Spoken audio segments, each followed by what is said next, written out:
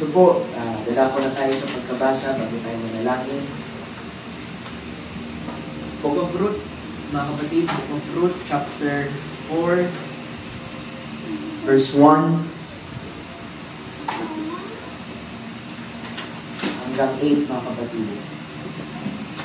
So sabi dito, Ruth chapter 4, verses 1 hanggang 8. Medyo mahaba po.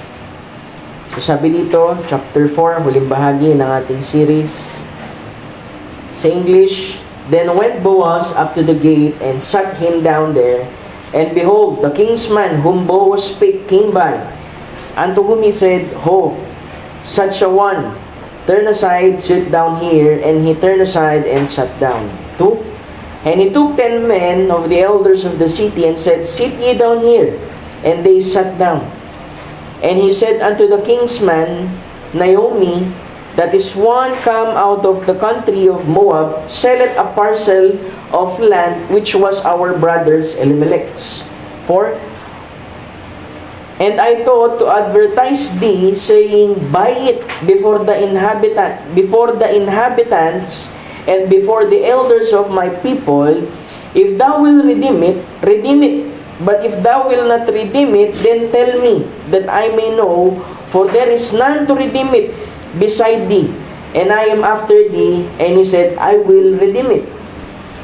5. Then said Boaz, What day that thou buyest the field of the hand of Naomi, thou must buy it also of Ruth the Moabites, the wife of the dead, to raise up a name of the dead upon his inheritance. 6. And the kinsman said, I cannot redeem it for myself, lest I mar my own inheritance.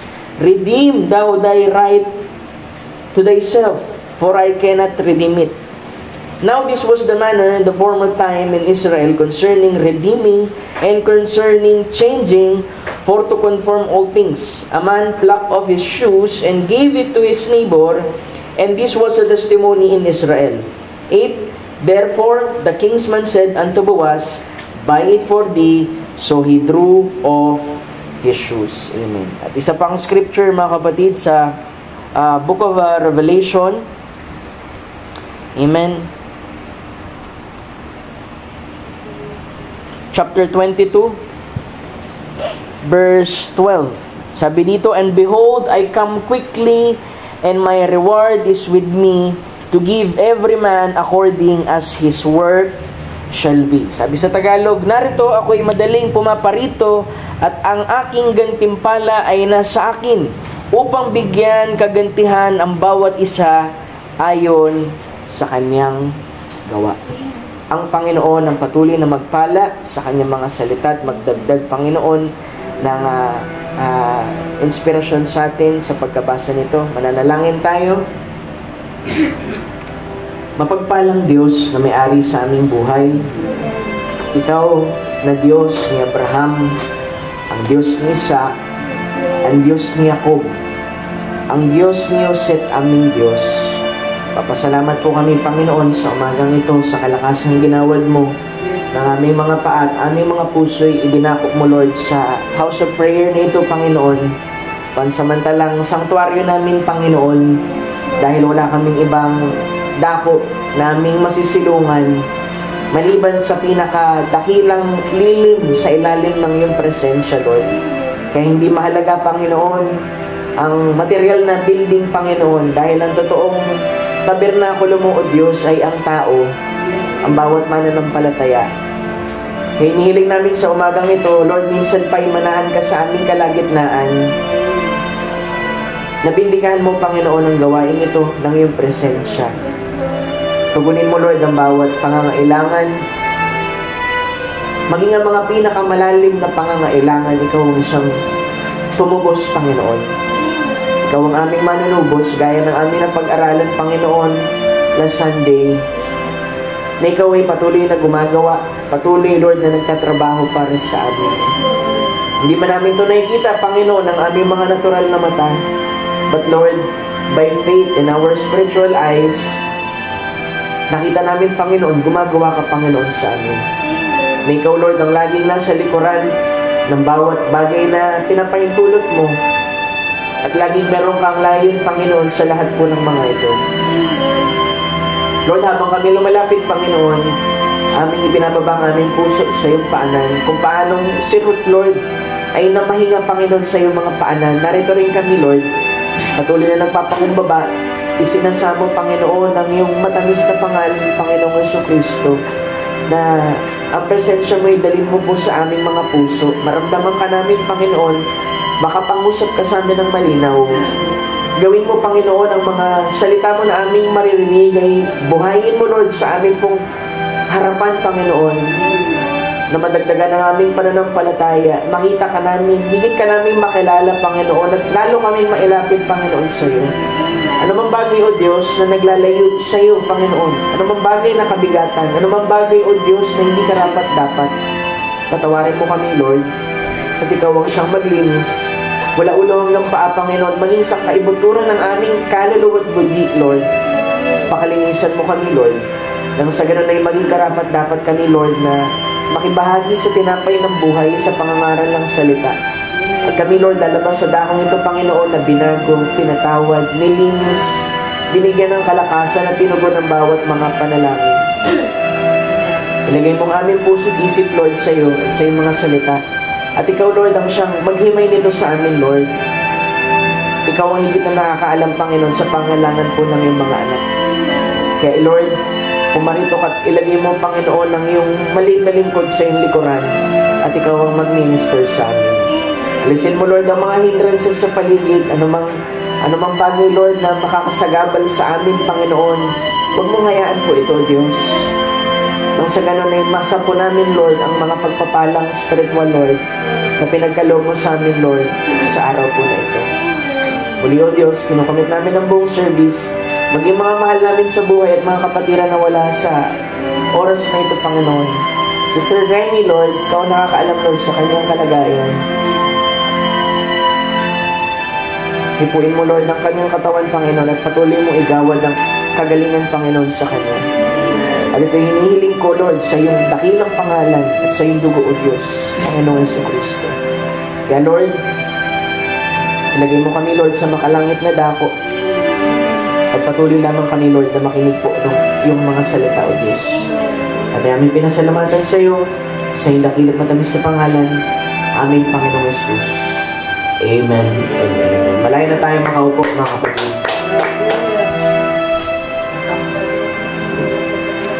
Amen. Lord.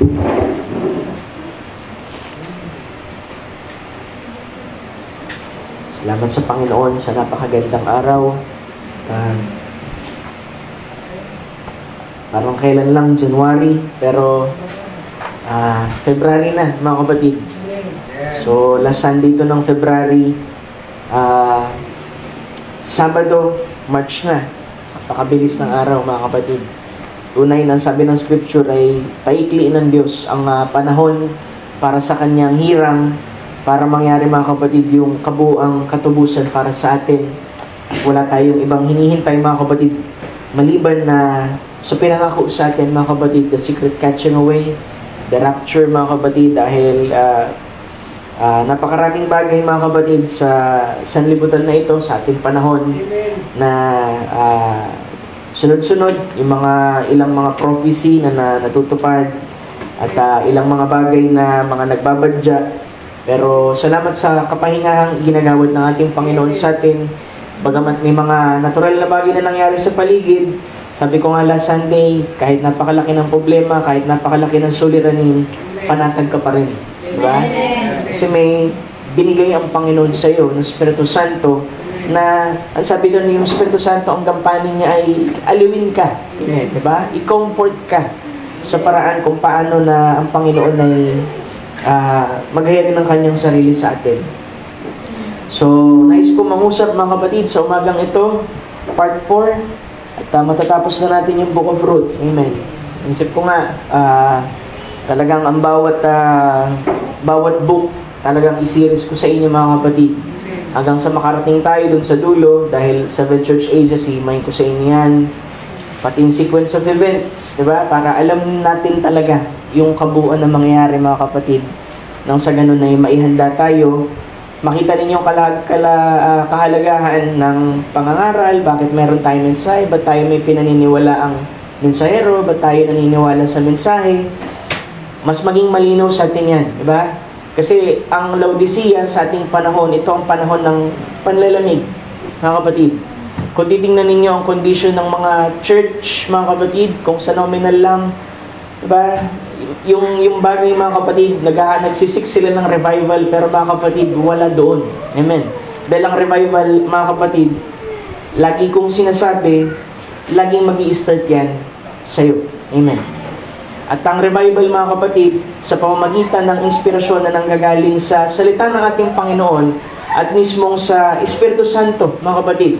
Dahil marami tayong dinadaanan sa buhay na ito at kailangan natin ng kaaliwan, at yung kaaliwan at kapayapaan ay nanggagaling lang, mga kapatid, sa ating Panginoong Jesucristo. Kaya hindi natin pwedeng isalib talaga, mga kapatid, sa natural na kayamanan natin, mga ari-arian at lahat, kasi mga kapatid, hindi po yan pangmatagalan, diba? Temporary lang tayo dito. Amen. Kaya yung ating pong conduct, mga kapatid, bilang isang mananampalataya sa ating Panginoon, ay nandoon sa patuloy na panghawakan sa kanyang pong mga salita. So sa umagang ito, nais ko mangusap, mga kapatid, part 4 ng ating pong series sa Book of Ruth. Ruth was rewarded. Yan po yung message. Ruth was rewarded. At ang subtitle niyan, Our Final Junction. Amen. Yung huling yugto, yung huling sangang daan na dadaanan natin, di ba? Mamaya may mga ilan na kong bibigyan ng emphasis dyan, mga kapatid, dahil malinaw naman sa inyo yan, yung apat na yan, yung decision, yung serving, yung waiting and resting, saka yung ika-apat, mga kapatid, ay reward. Amen. So, sa message, mababasa natin yan, there are 4 stages, 4 junction, pero sa ibang message, ang sinabi naman niya dyan there are 3 stages. Pastor, paano mo re-reconcile yun? Sabi 4, tapos sa ibang message, 3. Ang sinasabi niya lang doon, yung 3 kasi bahagi natin yun. Yung ika-4, hindi tayo ang gumawa nun. Ang Panginoon ang gagawa nun para sa atin. Kasi nung nag-decide si Ruth sa chapter 1, nag-serve siya chapter 2, chapter 3, mga kapatid, ginawa niya yung kung ano yung makakalugod kay Boaz. Pero sabi sa kanya, ito yung 6 na barley, balik mo bilang ebidensya mo at mamahinga ka.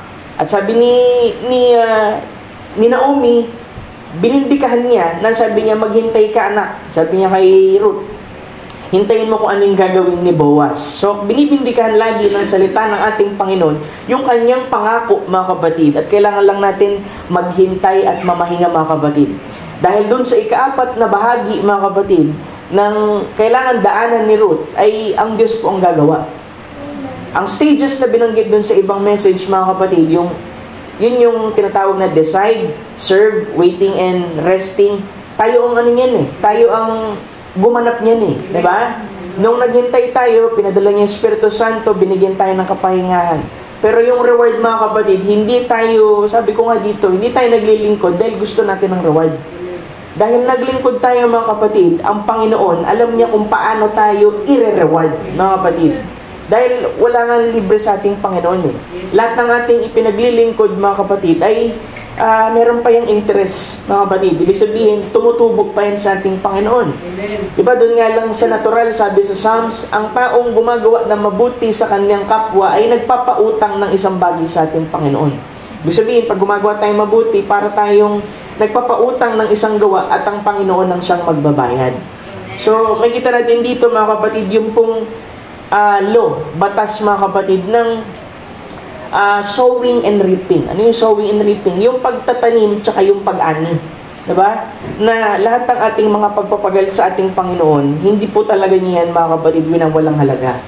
Kung minsan, nandun tayo sa bahagi na nagtanim tayo, may mga tao nagtanim, tapos kinabukasan, sinisipat na. Mga kapatid, kung meron na bang bunga, mga kapatid. Samantalang yung binhi na itinatanim natin, mga kapatid, ay may sarili po itong kalikasan, buhay, na kung paano ito lalago at paano to aabot, mga kapatid, dun po sa dulo, which is yung bunga, mga kapatid. So, hindi tayo dapat, mga kapatid, manghimagod sa paglilingkod sa ating Panginoon. Dahil, alam mo, hindi ka rin naman magkakaroon ng reward kung hindi ka nagtuloy ng paglilingkod sa ating Panginoon, di ba? May mga tao, mga kapatid, isipin mo, bawa, inarkilahan ka para gumawa ng isang bagay, hindi mo tinapos. Tapos nag-aasam ka, mga kapatid, na asan na yung bayad upa doon sa pagkuha mo sa akin. Sabi nung nagpapagawa, hindi mo nga tinapos eh. Paano kita susuklian? Di ba? So, ganun din mga kapatid, na maging encouragement sa atin yan, na yung ating pong paglilingkod, bagamat hindi tayo naglilingkod dahil gusto nating merong makuhang anuman sa dulo, pero ang Panginoon, may paraan siya mga kapatid kung paano tayo, alam mo yun, suklian yung ating mabuting mga bagay na ginagawa para sa ating Panginoon. Diba? Naalala ninyo, sabi dun sa message, binasa natin, napakahirap na maglingkod. Diba? Napakahirap na laging ikaw yung naglilingkod. Pero may pangako dun sa dulo na ang sabi, pero yung mga naglilingkod daw, kahit pa parang medyo hirap, medyo alanganin, ay sa dulo, sabi nun ay kasama sila, nauupo mga kapatid dun po sa trono. Diba? Yung palang mga kapatid ay isa na pong reward. Diba? Ano man ang mangyari sa buhay na ito, alam mo at alam mo sa puso mo, secured ka mga kapatid kung saan ka patungo. Diba? Kasi may mga tao, security, nilalagay nila sa pera, sa lupa, diba?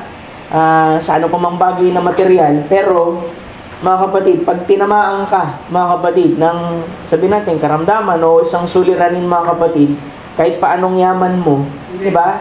Hindi mo yan maipangpapalit eh. Diba? Sa COVID nga lang, daming mayayaman eh. Diba? Hindi nila nagamit yung pera nila, mga kapatid.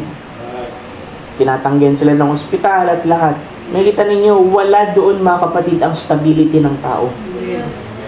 Ginamit lang yan, mga kapatid, para alam mo yun, makapamuhay tayo, mga kapatid, pero hindi natin sinasalig yung ating pong sarili dyan. Diba? Bagamat naghahangad tayo, mga kapatid, sa buhay natin ng kagaanan, alam mo, ang kagaanan, ang Panginoong Jesucristo lang. Diba? Kahit 5 piso na lang ang nasa bulsa mo, kung meron kang Panginoon, mga kapatid, alam mo mga kapatid, hindi mananatiling ganun. Amen. Kasi tinuro ko nga dito, Redeemer siya eh. Di ba? Kaya dapat yung Redeemer, mga kapatid, lagi yung isa puso tsaka isa isip yan.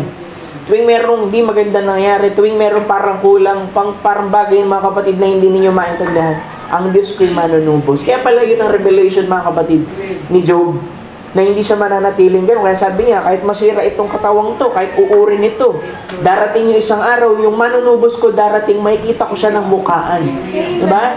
Na ganun din sa atin mga kapatid, na ang Panginoon, patuloy siyang nagtatrabaho, patuloy siyang gumagawa, mga kapatid, para sa atin. At kuminsan, kapag nandun na tayo sa dulo, na parang bibigay na tayo, doon natin makikita, gumawa pala ang Panginoon. Meron pala siyang ginawa sa likuran, di ba? Minsan kasi inisip natin, yung nakikita lang natin yung gawa ng Panginoon eh, di ba? Yung parang mga miracle sa lahat, pero hindi natin nakikita yung tinatrabaho ng Panginoon sa likuran ng mga suliranin, sa likuran ng mga eksena. Dahil mga kapatid, mahal na mahal ni Boaz si Ruth. Ganon din ang ating Panginoon. Mahal ng Panginoon, mga kapatid, yung kanya pong mga hirap. So chapter 3, last Sunday, nakita natin yung waiting and resting. Nandito tayo mga kapatid sa pinakadulo, reward, mga kapatid. Sabi dito, babasahin ko yung mga scripture bago ako bumasa ng quote. Nawa, matapos ko na ng eksaktong 12, mga kapatid. Sabi dito ay chapter 1, basahin ko uli. Diba nung chapter 3, nag-meet sila, sikreto yun. Bakit sikreto ulit, Pastor? Kasi yung rapture, secret catching away yan. Sikreto lamang yan, mga kapatid. Yun lamang pinagpahayagan at yun lamang na pinag-ukulan, mga kapatid, ng pangako. Yun lang po ang bahagi po doon, may bahagi. So nung nakabalik na siya kay Naomi, pinakwento sa kanya, kaya nga, alam mo, nakita niyo yung picture, nung matanggap niya yung pangako, mga kapatid, ay bumalik siya kay Naomi. Di ba sabi din ng message, after ma-receive ng bride ang message na ito ay babalik, mga kapatid, sa Israel. Dahil darating yung 2 prophets, mga kapatid, Moses and Elijah, para i-preach ang same message na tinanggap natin at magpapakilala ang ating Panginoon sa kanila. So sabi doon, mga kapatid, nung nangako siya, dumating, mga kapatid, yung punto na sabi dito, si Boaz daw ay sumampa sa pinto ang bayan, sa gate, mga kapatid. At naupo siya roon at narito malapit na kamag-anak. Dumating yung pinakamalapit kasi kamag-anak siya, pero meron pang pinaka mas malapit, mga kapatid. Na ang sabi, mga kapatid, ay nagdaan dun, mga kapatid, at sa lalaking niya ay sinabi niya, lumiko ka, maupo ka rito. Lumiko siya at naupo, mga kapatid. Tapos after nun, ay kumuha siya, mga kapatid, ng 10 lalaki sa mga matatanda sa bayan at sinabi, maupo kayo rito, at sila'y naupo. Diba? Kasi kailangan merong saksi. Diba? Doon sa pagtubos, mga kapatid, ang magiging saksi doon sa hinihiling na pagtubos, mga kapatid, nito ni Ruth tsaka ni Naomi, mga kapatid, merong magiging witness. Ano ibig sabihin ng 10 diyang, pastor? Yung 10, di ba sabi ng mensahe, mga kapatid, ay 10 is power. 10 ay typifies, ibig sabihin tipo ng Espiritu Santo. Ang Espiritu Santo mismo ang siya magiging witness, saksi, mga kapatid, na merong mangyayaring pagtubos. Di ba? Sabi ko nga dito, yung pagtubos na ginawa ng ating Panginoon, meron siyang paunang bayad. Di ba? Meron tayong unang tinanggap bilang ebidensya na babalik siya. Amen. Kaya nga, yung kanyang sarili nung naiakit siya, na ilagay yung kanyang katawan sa trono ng Diyos. Di ba? Yung Espiritu ibinalik sa iglesia, mga kapatid. Parang yung sabi ko nga last Sunday, mga kapatid, na para ka nagpalaba sa incheck. Tapos pipirmahan niya yun. Tapos yung pupunitin niya, yung kalahati sa'yo, yung kalahati kanya. Para maklaim mo, yung pinalaba mo dun sa incheck, kasi sa Chinese ganun, mga kapatid, kailangan dala mo yung bahagi, mga kapatid. Kaya nga, mahalaga, mga kapatid, talaga, madaanan mo yung chapter 3 bago ka makapunta sa chapter 4. Na matanggap mo, mga kapatid, yung pinaka-ebidensya, mga kapatid, ng kanyang pagbabalik, ng kanyang pagparito, mga kapatid. At walang iba yan kundi yung Espiritu Santo. Kasi sinabi rin naman ng mensahe, mga kapatid, only yung meron lamang Espiritu Santo ang siyang makakapasok, mga kapatid, dun po sa wedding supper. Dahil yung kasalan, yung pong kasalan, mga kapatid, nangyayari po dito. Pastor, di ba natural yan yung kasalan Ano ba talagang kahalagahan yan? Pag sinabi nating wedding, mga kapatid, o kasalan, ito'y mapatungkol sa pag-iisa ng dalawang tao. Kaya nga, nangyari, mga kapatid, yung pong event ng 1963, mga kapatid, upang mas higit na makilala ng nobya ang kanyang sarili, ang kanyang posisyon sa ating Panginoon, mga kapatid, at siya'y maging isa saan? Sa salita ng ating Panginoon. Dahil ang pupuntahan, after nung union, wedding supper, kasi babalik ang ating Panginoon, mga kapatid. Sasalubungin natin siya sa alapaap. So, nakita natin dito, mga kapatid, merong witness yung Espiritu Santo, mga kapatid. Di ba laging ganyan Elders, mga kapatid. Nang sabi dun sa 3, sinabi niya sa malapit na kamag-anak, ipinagbibili ni Naomi. Sabi niya, na bumalik na galing sa lupain ng Moab ang bahagi ng lupa na naging sa ating kapatid na Elimelech. So, kaya sila bumalik dun, mga kapatid, merong inheritance. At hindi nila ito hindi sila matutubos o hindi maibabalik sa kanila, mga kapatid, yung dating glory, mga kapatid, sa time ni Naomi, mga kapatid, hanggat walang mag-redeem sa kanila. So, ang batas, mga kapatid, ng Israel ay kailangan, ang pinakamalapit na kamag-anak, ang siyang tutubos, mga kapatid, dun po sa namatay na kanilang kamag-anak. Pero, merong gustong gawin si Boaz dyan, mga kapatid, na ipakita na bagamat ibinibigay niya yung right nung taong dapat mag-claim, pero alam niya sa kanyang isip na hindi talaga kukunin. Amen. Hindi i-redeem. Diba? Kaya ng sabi ko sa inyo dito, ang pagtubos ng ating Panginoon Kristo sa atin ay hindi sa pamamaraan, mga kapatid, na siya'y tao lamang. Ang sabi doon ay tayo tinubos sa pamamagitan ng dugo ng ating Panginoon. Amen. Na wala siyang kakayahan bilang espiritu na tubusin ng tao dahil siya espiritu. Kaya kailangan niyang gumawa ng vessel, mga kapatid, at ang kanyang espiritu ay isilid, mga kapatid, doon po sa laman na yun at tubusin tayo, mga kapatid, sa ating pong pagkakasala. Kaya ang ginawa, mga kapatid, dito ni Boaz, mga kapatid, ay ipinakita niya kasi syempre, ito yung itinuro, mga kapatid, sa Old Testament. Di ba? Hinimay ko sa inyo, mga kapatid, yung bawat section per chapter, mga kapatid, na lahat yan ay tumutukoy dun sa mga batas nila, mga kapatid, sa Leviticus. So pagdating mga kapatid dun sa 4, sabi niya, aking iniisip at ipinahayag sa iyo na sabihin, bilhin mo sa harap na nilang mga nakaupo rito, kasi kailangan may maging saksi, di ba? At sa harap ng mga matanda ng aking bayan, kung iyong tutubusin ay tubusin mo. Ngunit kung hindi mo tutubusin ay saysayin mo nga upang matalastas ko, sapagkat wala nang tutubos na iba pa liban sa iyo. At ako'y sumusunod sa iyo. So sabi nung lalaki, sige, i-redeem ko. Kasi syempre, lupa yung pinag-uusapan eh. Diba? Na yung lupa na tutubusin niya, syempre meron siyang mga additional na ari-arian. Kaya gusto niyang tubusin. Mga kapatid, dahil yun lang naman ang paraan para maipanumbalik yung glory kila Naomi. Pero, mga kapatid, meron pong twist dyan. Diba? Sabi dun sa 5, sa 5 mga kapatid, biglang binanggit niya na nang magkagayoy sinabi ni Boaz, anumang araw na iyong bilhin ang parang sa kamay ni Naomi, ay marapat na iyong bilhin din kay Ruth na Moabita, na asawa ng namatay, upang ibangon ang pangalan ng namatay sa kanyang mana. So sabi naman doon, sige, kung bibilin mo, kasama mong gagawin na pakakasalan mo yung si Ruth na manugang ni Naomi. Kasi nga nangyari mga kapatid, wala pong anak si Naomi, si Ruth, mga kapatid, kay Malon ba, tama ba? Na kailangan mga kapatid kasi i-raise yung binhi, magpatuloy mga kapatid. Pero pagdating dun sa 6, nung marinig niya na merong kasamang Moabita, kasi unang-una, di ba, hindi sila pwede ikasal mga kapatid sa mga Moabite. Kasi mga Hudyo sila eh. Pero doon sa unang pagkakataon mga kapatid, unang part mga kapatid ng kwento ng Ruth, ito'y pinahintulutan na lang ng ating Panginoon. At makikita niyo kung anong purpose ng ating Panginoon, ba't niya pinahintulot na si Ruth ay mapakasalan ng isa sa mga Hudyo, mga kapatid. Kaya pagdating doon sa 6 mga kapatid, sabi niya, ay nung malaman niya mga kapatid na kasama mga kapatid na tutubusin o pakakasalan mga kapatid, yung pong Moabite, ang sabi niya dito ay, hindi ko matutubos sa ganang akin, baka masirang aking mana, iyon na ang aking matuwid na pagtubos, sapagkat hindi ko matutubos. So talagang walang taong kaya tubusin ng kapwa-tao. Bagamat hinanap ng Panginoon mga kapatid, sino kayang worthy? Pero isa lang ang worthy mga kapatid, ang ating Panginoon Jesucristo bilang kordero mga kapatid, na maging tagapagbayad mga kapatid sa pagkakasala ng tao.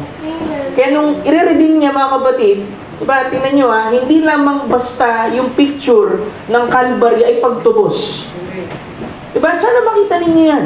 Na yung Calvary ay hindi lamang picture ng pagtubos, kundi ito'y picture din ng wedding. Dahil yung pagtubos mga kapatid sa mga Hudyo ay kasama mga kapatid ang paglabas ng nobya sa tagiliran ng ating Panginoon para ikasal siya doon. Kasi yung unang Adan mga kapatid tsaka yung unang Eva nag-fail. Diba? At yung pangalawang Adam, ang ating Panginoon Jesucristo ay kailangang ihimlay mga kapatid sa Calvary, buksan ang kanyang tagiliran mga kapatid at hugutin ng nobya doon upang maikasal sa kanyang sarili. Kaya hindi lamang ito basta, alam mo, yung parang mababaw lang na pagtingin dun sa Calvary. Kasi sa mga denomination, ang isip lang nila, tinubos kami ng Panginoon dun sa Calvary. Yun lang ang nakita nila dun mga kapatid. Pero yung pagtubos dito, merong kasamang kasalan. Kaya nga dun nakikita mga kapatid, ang purpose, bakit tinawag ang nobya. Na bagamat ginagawa niya yung pagtubos, pero sa isip ng Diyos, ginagawa niya ang pagtubos, yung kanyang bahagi sa Israel, pero kasama nito mga kapatid, yung pong kasalan para dun sa Gentile bride. Amen. So sabi sa 7, kung makikita ninyo, sabi dyan, ito nga ang kaugalian ng unang panahon sa Israel tungkol sa pagtubos at tungkol sa pagpapalit. Upang patutuhanan ng lahat ng mga bagay, ay hinuhubad ng isa ang kanyang pangyapak at ibinibigay sa kanyang kapwa, at ito ang paraan ng pagpapatotoo sa Israel. Pastor, bakit yun ang ginagamit? Kasi di ba unang-una, nung pumasok, mga kapatid, yung pong mga Israelita na galing dun sa Exodo mga kapatid, Egypt, papasok mga kapatid dun sa Promised Land. Di ba anong pangako ng ating Panginoon kay Joshua? Sabi dun, bawat tapakan ng inyong mga paa. Kaya napakahalaga nun eh. Sabi doon, yung paa ay simbolo ng possession mga kapatid.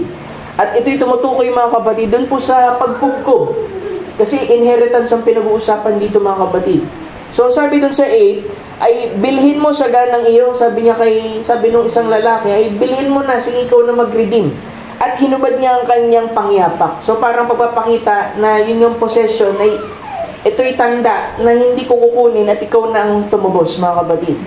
Pag binalikan mo mga kapatid dun po sa book of Deuteronomy, para makita niyo yung picture at maunawaan ninyo, Deuteronomy chapter 25,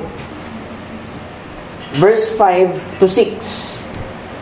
Sabi dito mga kapatid, Amen, kung ang magkapatid ay tumahang magkasama at ang isa sa kanila ay namatay, walang anak, ang asawa ng patay ay huwag mag-aasawa ng iba sa labas. Ang kapatid ng kanyang asawa ang sisiping sa kanya at kukunin siya niyang asawa at tutuparin sa kanya ang tungkulin ng pagkakapatid ng asawa. 6. At mangyari na ang panganay na kanyang ipapanganak ay hahalili sa pangalan ng kanyang kapatid na namatay upang ang kanyang pangalan ay huwag mapawi sa Israel. So dito makikita ninyo bakit talaga nag-refuse. Ibig sabihin, bakit hindi talaga tinanggap nung lalaki yung pagtubos. Ano yung una? Una, mga kapatid, masisira yung kanyang inheritance. Paano masisira, pastor? Di ba dagdag nga? Ang sabi kasi doon, pag pinakasalan niya si Ruth, mga kapatid, yung inheritance, yung lupa, bibilin niya, pero pakakasalan niya, mga kapatid, si Ruth.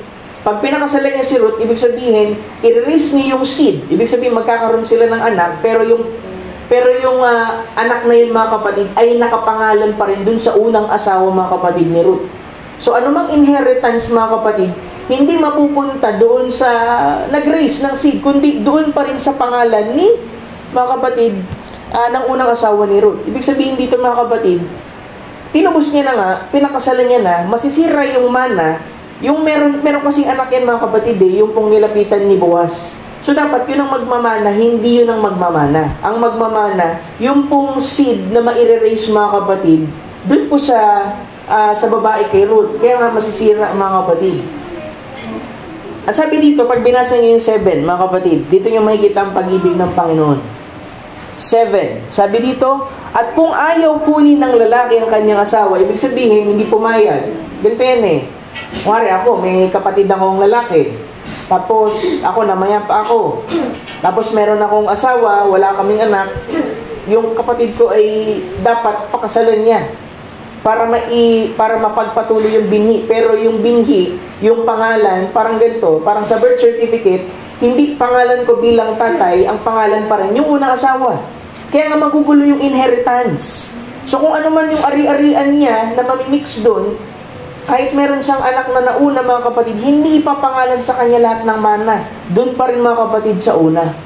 So kaya ayaw niya mga kapatid. Ang sabi doon, pagka daw nag-refuse, ibig sabihin tumanggi. Sabi niya, hindi, ayokong pakasalan yun. Ang sabi dito sa 7, at kung ayaw kunin ng lalaki ang asawa ng kanyang kapatid, ay sasampa nga ang asawa sa kanyang kapatid sa pintuang bayan. So meron talagang place kung saan ang pagpapakita mga kapatid ng redemption, tsaka yung pagpapakita ng pinaka-decision na gagawin. Sabi doon sa pintuang bayan, sa mga matatanda, elders, at sasabihin, ang kapatid ng aking asawa ay tumatangging itindig ang kanyang pangalan ng kanyang kapatid sa Israel, ayaw niyang tuparin sa akin ang tungkulin ng pagkakapatid ng asawa. Ang tawag kasi dyan, levirate marriage. Ang levirate marriage, ibig sabihin pakakasalan mo, kaya nga di ba ang ating Panginoong Kristo tinanong sa New Testament? Sabi nga, Guro, paano pagka may isang babae, tapos yung una niyang asawa, namatay, wala silang anak, tapos pinakasalan nung pangalawa, namatay din, umabot hanggang ika-5, sino dun yung asawa niya? Di ba? May scripture. Yun yung levirate marriage mga kapatid, hanggat walang binhi, yun ay magpapatuloy mga kapatid. Kaya ang sabi ng Panginoon na hindi magiging gayon pagka nandoon na mga kapatid. Kasi ito'y batas nila mga kapatid na kailangan sundin. Pero pag hindi nila sinunod mga kapatid, ang sabi dito, pupunta yung babae, ipoproclaim niya mga kapatid na ayaw ganapin yung tungkulin. At ang sabi dun mga kapatid, tinan niyo yung 9, at ang asawa nga ng kapatid ay paparoon sa kanya sa harap ng mga matanda at huhubarin ang panyapak niya sa kanyang mga paa at luluraan siya sa muka. So, ang gagawin ng babae, poproclaim niya, hindi, ayaw niya ito pa rin, yung batas natin. Kukunin niya ng sapilitan, mga kapatid, yung pong pangyapak, mga kapatid, at duduraan siya. Diba? Na hindi kasi tinupad, mga kapatid. Yung pong gampanin ng pagre-raise ng seed, pero ang pangalan, doon pa rin sa namatay na tao, mga kapatid. So, sabi dito, Amen, 9, duluran siya sa mukha at siya'y sasagot sa sabihin, ganyan niya ang gagawin sa lalaki na ayaw magtayo ng sambahayanan ng kanyang kapatid. At kanyang panganay itatawagin sa Israel at ang bahay na hinubaran ng pangyapak. So parang hiniya, yung ibig sabihin nun. Diba? Kasi ayaw niyang sundin yung tungkulin, hinubaran siya ng pangyapak, tapos binuraan siya. Ibig sabihin, hiniya siya doon sa pintuang bayan at sa harap ng mga 10 elders. At nakita niyo yung picture ng ating Panginoon. Bagamat siya'y Diyos, bumaba, nagbalot ng laman, mga kapatid, ibinayubay ang kanyang sarili sa Kalbaryo, pero nakita niyo anong ginawa sa kanya. Di ba hinubaran pa rin siya? Di ba dinuraan pa rin siya sa Calvary? Bagamat ginagawa na niya yung pagtubos. Na ito'y kabaliktaran, mga kapatid, nung ginanap ng ating Panginoon. Pero sabi sa Scripture, pag hindi mo tinupad yung pagtubos, ito yung gagawin sa'yo. Pero ang ating Panginoon, tinupad niya ang kanyang salita. Ginanap niya ang kanyang salita. Bagamat ginanap niya, ganito pa rin ang ginawa sa kanya. Hinubaran siya, mga kapatid, doon. Di ba yung paghubad kasi ng damit, ng pangyapak o lahat, ito'y pagpapakita o pagpapahiyak. Tapos yung duraan, ibig sabihin, talagang ibinaba ang iyong sarili, mga kapatid. Pero ito'y tiniis ng ating Panginoon. Hindi lamang dahil sa pagtubos, kundi para dun sa kasalan, mga kapatid.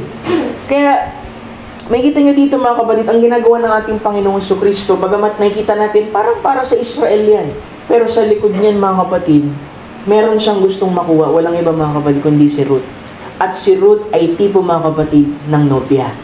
Kaya, huwag nating isipin, mga kapatid, sa atin, kung dumaan man tayo dun sa chapter 1. Ano yung chapter 1, Pastor? Di ba yung chapter 1, yun, tinuyo sila. Di ba? Tinuyo sila, mga kapatid, kasi pinababalik sila ng ating Panginoon sa tama nilang posisyon. Minsan, mga kapatid, ang Panginoon, sa buhay natin, pagka tinutuyo tayo, kaya naman may mga sirkumstansyang pinapahintulot, huwag niyong isiping pinahihirapan tayo ng ating Panginoon. Ginagawa ng ating Panginoon para maiposisyon tayo, kasi kung hindi sila maipoposisyon, mga kapatid, dun po sa Bethlehem, Judah muli, mga kapatid, paano siya i-redeem? Paano maibabalik yung glory? Paano siya may kakasal, mga kapatid? Kay Boaz. Kaya sa atin, mga kapatid, sa paglilingkod din sa ating Panginoon, minsan talaga may mga bagay tayo hindi natin maiintindihan. Diba? Kasi alam mo, kung lahat naiintindihan mo, naglilingkod ka sa ating Panginoon, magbe-base ka dito. Pag dumating na yung punto na hindi mo na maunawaan yung mga bagay na nangyayari, titigil ka sa paglilingkod sa ating Panginoon. Pero pagka meron tayong mga bagay, mga kapatid, na dinadaanan at nakasalig ang ating puso at ating isip, mga kapatid, sa pananampalataya, walang paraan, mga kapatid, para ikaw ay ma-discourage. Kasi ang tunay na mananampalataya ay hindi nakatingin, mga kapatid, sa pamamagitan ng natural na mata, kundi ang sabi tayo lumalakad ng merong pananampalataya. Amen. Hallelujah! Dahil, mga kapatid, hindi natin lagi nakikita yung buong picture. Diba? As aman, meron tayong limitadong unawa. Minsan kahit nga napaka haba na ng experience mo as a Christian, mga kapatid, meron at meron kang mga bagay na hindi mo maiintindihan. At doon, mga kapatid, magkakaroon ng puwang ang pananampalataya mo sa ating Panginoon at makita mo siya at makilala mo siya ayon sa, hindi sa unawa, kundi ayon sa pananampalataya. Amen. Dahil hindi mo pwedeng maunawaan, mga kapatid, ang Biblia, ang ating Panginoon sa pamamagitan nito, mga kapatid, ito'y sa pamamagitan lang ng pananampalataya sa ating Panginoon. Amen. So unang-una, pwede namang si Ruth, mga kapatid, bagamat binigay sa kanya yung 6 measure ng barley, pwede namang mag-disbelieve siya din eh. Di ba? Na binigyan niya nga ako, pero hindi ako sure eh. Kung talagang pakakasalan niya ba talaga ako. Kung hindi naniwala si Ruth, mga kapatid, siguro walang kasalang nangyari.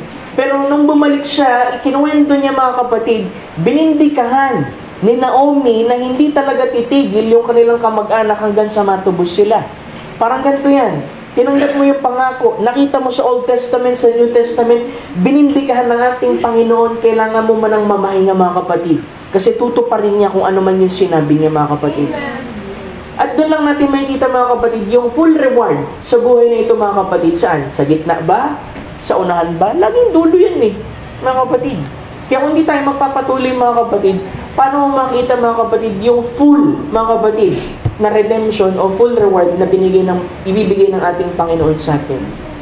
Asaman, sabi ko nga, tayo napapagod, tayo'y napapabalikwas, tayo napapaisip ng ganito at ganyan.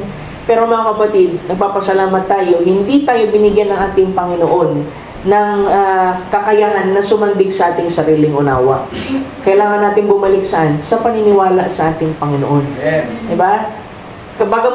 Bagamat parang hindi pa rin nababago, pastor, yung circumstansya, huwag mo kasing gamitin yung mga mata mo. Gamitin mo yung mga spiritual na mata na binigay ng Panginoon sa iyo para makita mo lahat ng kanyang mga pangako. Sasabihin mo dun sa dulo, buhay ang aking manunubos. Diba sabi sa scripture lagi, as the Lord liveth. Diba? As the Lord liveth. Kailan ba namatay ang ating Panginoon? Kailan ba namatay ang Diyos? Sabi dun, as the Lord liveth. Amen. Hanggat ang Diyos ay nabubuhay. Ibig sabihin, meron talaga mga kapatid na pagtubos sa lahat po ng ating mga kalagayan. Amen. Matthew chapter 10. Hihimay ako ng konti. Matthew chapter 10 verse 40 to 41. Sabi dito, he that receiveth you, receiveth me, and he that receiveth me, receiveth him that sent me. So, sinong kausap mga kapatid ng ating Panginoong Kristo? Kasi, red letter ito mga kapatid. Yung mga apostles, sabi niya, kung sino mang tatanggap sa inyo, ay para bang tumanggap sa akin. At kung sino man ang tumatanggap sa akin, ay tumanggap doon sa nagsugo sa akin. 41. He that receiveth a prophet in the name of a prophet shall receive a prophet's reward. He that receiveth a righteous man in the name of a righteous man shall receive a righteous man's reward. So kung ikaw mga kapatid ay tumanggap sa isang propeta sa ibig sabihin ng in the name of the prophet, ibig sabihin for the sake, sa kapakanan ng isang propeta, ay tatanggap ka ng reward ng isang propeta.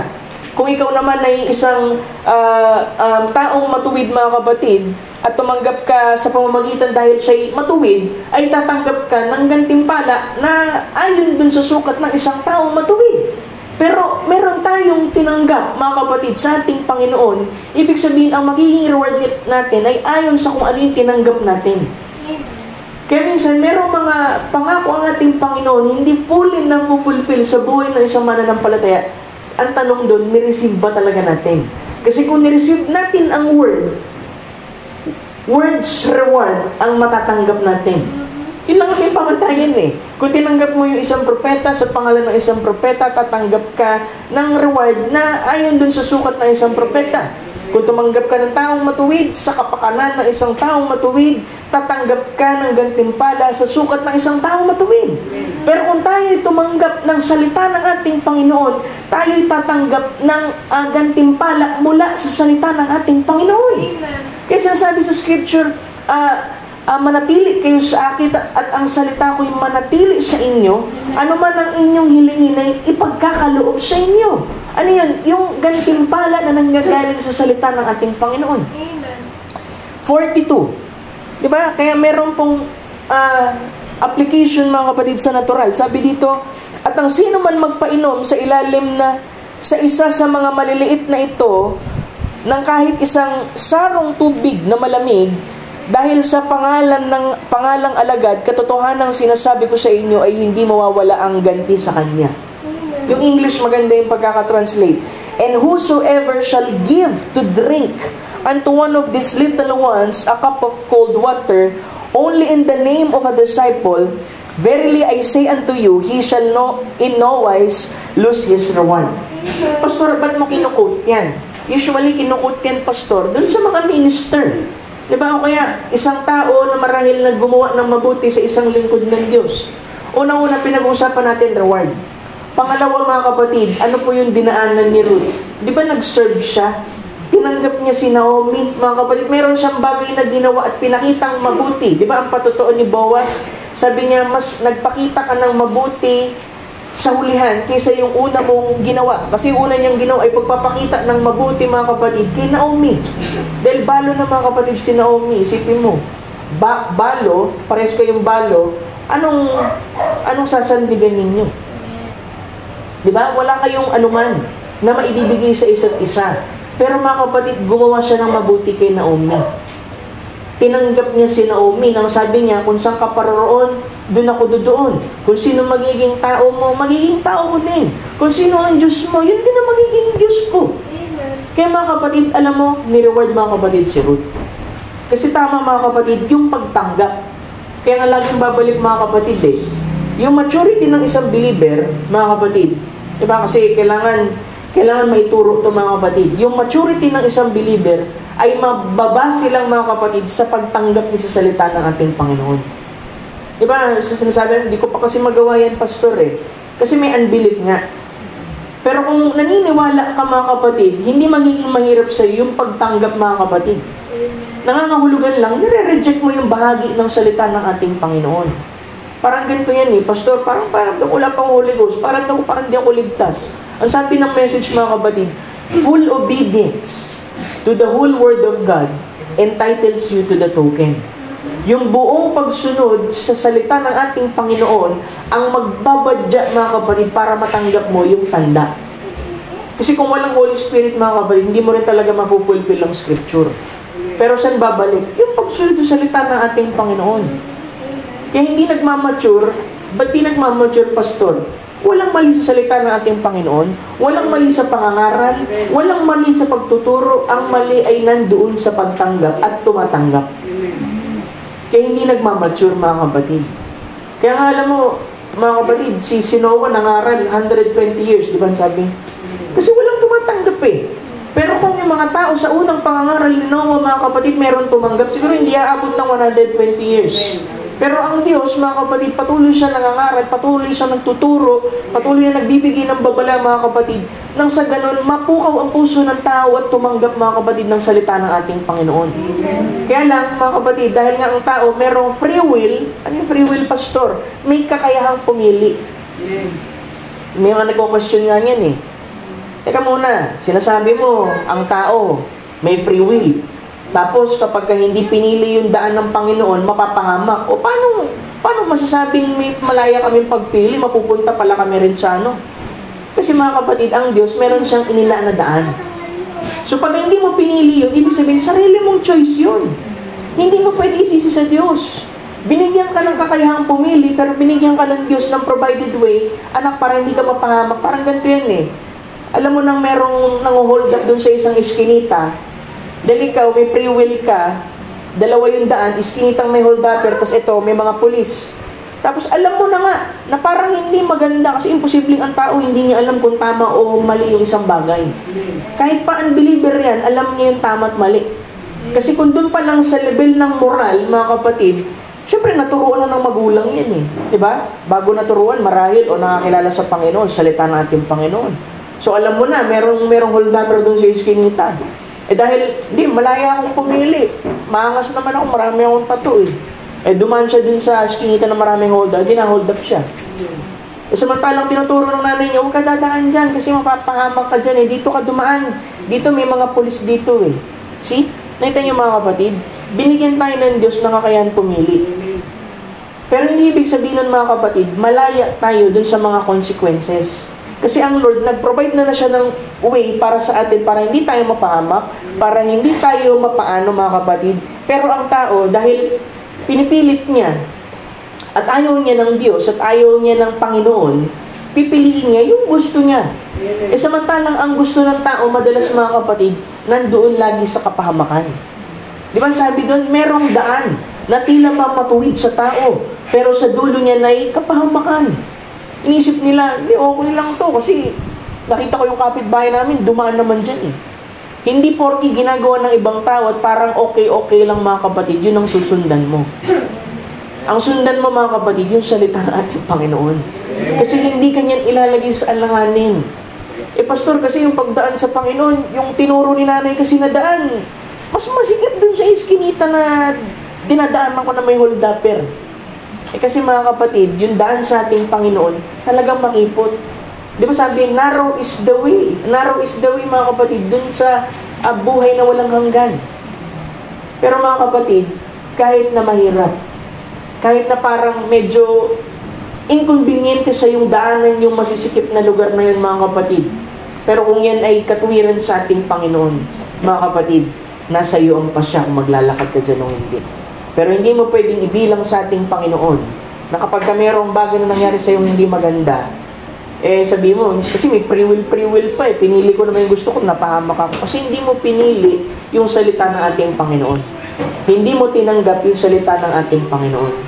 Kasi kung ang believer, mga kapatid, tinatanggap niya yung 100% na sinabi ng Biblia at ang pagtuturo, mga kapatid, ng mensahe, naniniwala ko, mga kapatid, ang Panginoon ay laging maghahayag, mga kapatid, dun sa taong yun. Ipakikilala niya ang kanyang sarili, bibindikahan yung kanyang sarili, hindi siya pagbubulangan. Diba? Pastor, dumarating sa punto, parang sad-sad na Ang tanong ko sa iyo, ba't buhay ka pa? Ibig sabihin, hindi ka pinagkulangan ng Panginoon. Minsan, hindi lang tayo kontento sa paraan kung paano ibinibigay ng Panginoon yung kanyang provision. Kasi ang tao gusto talaga maging dakila, gusto yung sobra-sobra. Hallelujah.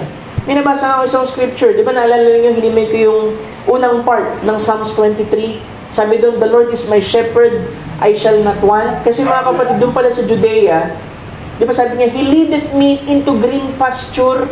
Ayan yung sinulat na awit ni David doon sa lugar na yun.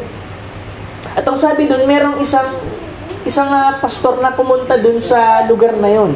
Ibig sabihin, gusto niyang makita yung nakita ni David. Nung pumunta siya sa Judea, hindi naman pala green pasture. Ang itsura ng lugar, mga kapatid, tuyot. Tapos meron lang mga kaunting mga nakausbong na mga damo. Tapos kulay brown pa, hindi green. So nagsisinungaling ba si David? Hindi siya nagsisinungaling. Kasi inspiration niya yun. Ang sabi niya, ang Diyos ang aking pastol, hindi siya magkukulang. Inilalagay niya ako dun sa green pasture. Hindi green. Kasi pinuntahan nga nung pastor Anong itinuturo ng mga kapatid? Kasi ang mangyayari pala, mga kapatid, pag dinadala ni David dun sa lugar na yun, yung eksaktong lugar na yun, mga kapatid, yung pong mga tupa, ang kinakain lang nila, mga kapatid, yung pong sasapat lang para sa araw na yun. Tapos maghihintay sila muli dun sa kanilang sariling pastor kung saan sila dadalhin muli na lupa, mga kapatid, para kumain para sa susunod na araw. Ang tao lang, mga kapatid, ang hindi makontento na iniisip yung bukas agad. Samantalang kailangan mo munang mamuhay dun po sa kasalukuyan. At ang sabi ni David, hindi magkukulang ang Diyos. Bakit? Kasi ipoprovide niya kung saan lugar ka pa manginginain. Bagamat nakikita mo na parang hindi sapat parang ilang piraso lang to pastor na mga damo. Minsan may mga ganyan din sa churches, mga kapatid. Magrereklamo dun sa kanilang sariling pastor. Parang hindi sapat yung pinipreach ni pastor. Alam mo, mga kapatid, yung ibinibigay sa'yo para lang dun sa araw na yun. At ikay maghihintay, susunod ka dun sa tinig ng pastor at ilalagay ka muli sa isang pangangaral kung saan meron uling sapat, mga kapatid, na damo at manginginain ka dun. Anong ibig sabihin nun? Merong paraan ng pagsustain ng ating Panginoon. Ang tao lang ang hindi kontento, mga kapatid. Kasi gusto nila, di ba nga, anong attitude nila, mga kapatid? Noong nandun sila, mga kapatid, paglabas nila ng Exodo, binaba yung mana. Di ba unang instruction, kumuha kayo ng sapat lang. Yung iba kumuha ng sobra. Kasi ang isip nila, hindi na magpo-provide ang ating Panginoon. Hindi na kaya ng Panginoon na magbagsak ulit ng mana. Kaya nangyari, mga kapatid, di ba inuod, nagalit si Moses. So ang ginawa ng iba, kumuha lang ng sakto. Yung second na instruction, kumuha ng doble. Tamo, ng mga tao, mga kapatid, hindi kasi sumusunod sa salita ng ating Panginoon. Kasi nung sinabi ni Moses, sige, dalawa na. Ang thinking nila, yung una namin kuha, sabi, sapat lang, inuod. Tapos ngayon, pinapakuha kami ng doble. For sure, uudin yun Kaya, hindi sila kumuha. Kaya pagdating nung Sabat, lumabas sila, hindi po nagpaulan, mga kapatid, ang ating Panginoon. Kaya ang sabi, hanggang kailan kayo magiging masuwayin? Minsan hindi natin maintindihan, sinabi ng Panginoon ganito. Pero sinabi ng Panginoon sa ganito, kasi meron siyang purpose doon sa mga bagay na sinasabi niya, doon sa specific time. Doon nga sa, mga kapatid Ten Commandments huwag kang gagawa ng mga imahe, di ba? Sabi. Pero bakit nung gumawa ng tabernacle, merong anghel? Diba? Kasi merong paraan ng ang Panginoon, mga kapatid, kung paano niya ini-express yung kanyang glory at yung kanyang salita. Minsan tayo lang hindi kontento sa pamamaraan at sa kung ano yung itsura ng provision ng ating Panginoon. Amen. Ay ko sinasabi, mga kapatid, kadalasan talaga, mga kapatid, sa lahat ng naglilingkod sa ating Panginoon, wala sila dun sa side na sobrang rangya ng buhay. We have to accept that, mga kapatid. Pero hindi ko sinasabi dito na hanggang dun lang. Kasi kung, mga kapatid, meron kang pangangailangan, ibig sabihin pangangailangan, talagang ayon sa kalooban ng Panginoon yan, ibibigay niya sa iyo Amen. Diba? Kung na-establish mo yung dalawang bahagi, ano yung dalawang bahagi? Objective tsaka yung motive mo. Pag yung dalawang yun, mga kapatid, tugma sa kalooban ng ating Panginoon, 100% ibibigay sa iyo ng ating Panginoon. Amen. Diba? Kasi hihiling ka, mga kapatid, na isang bagay na ayon sa pananampalataya at ayon sa kalooban ng ating Panginoon. Hindi ka pwedeng manalangin ng labas sa kalooban ng Diyos. Kaya nga pag nananalangin ba tayo, parang demanding ba tayo sa ating Panginoon?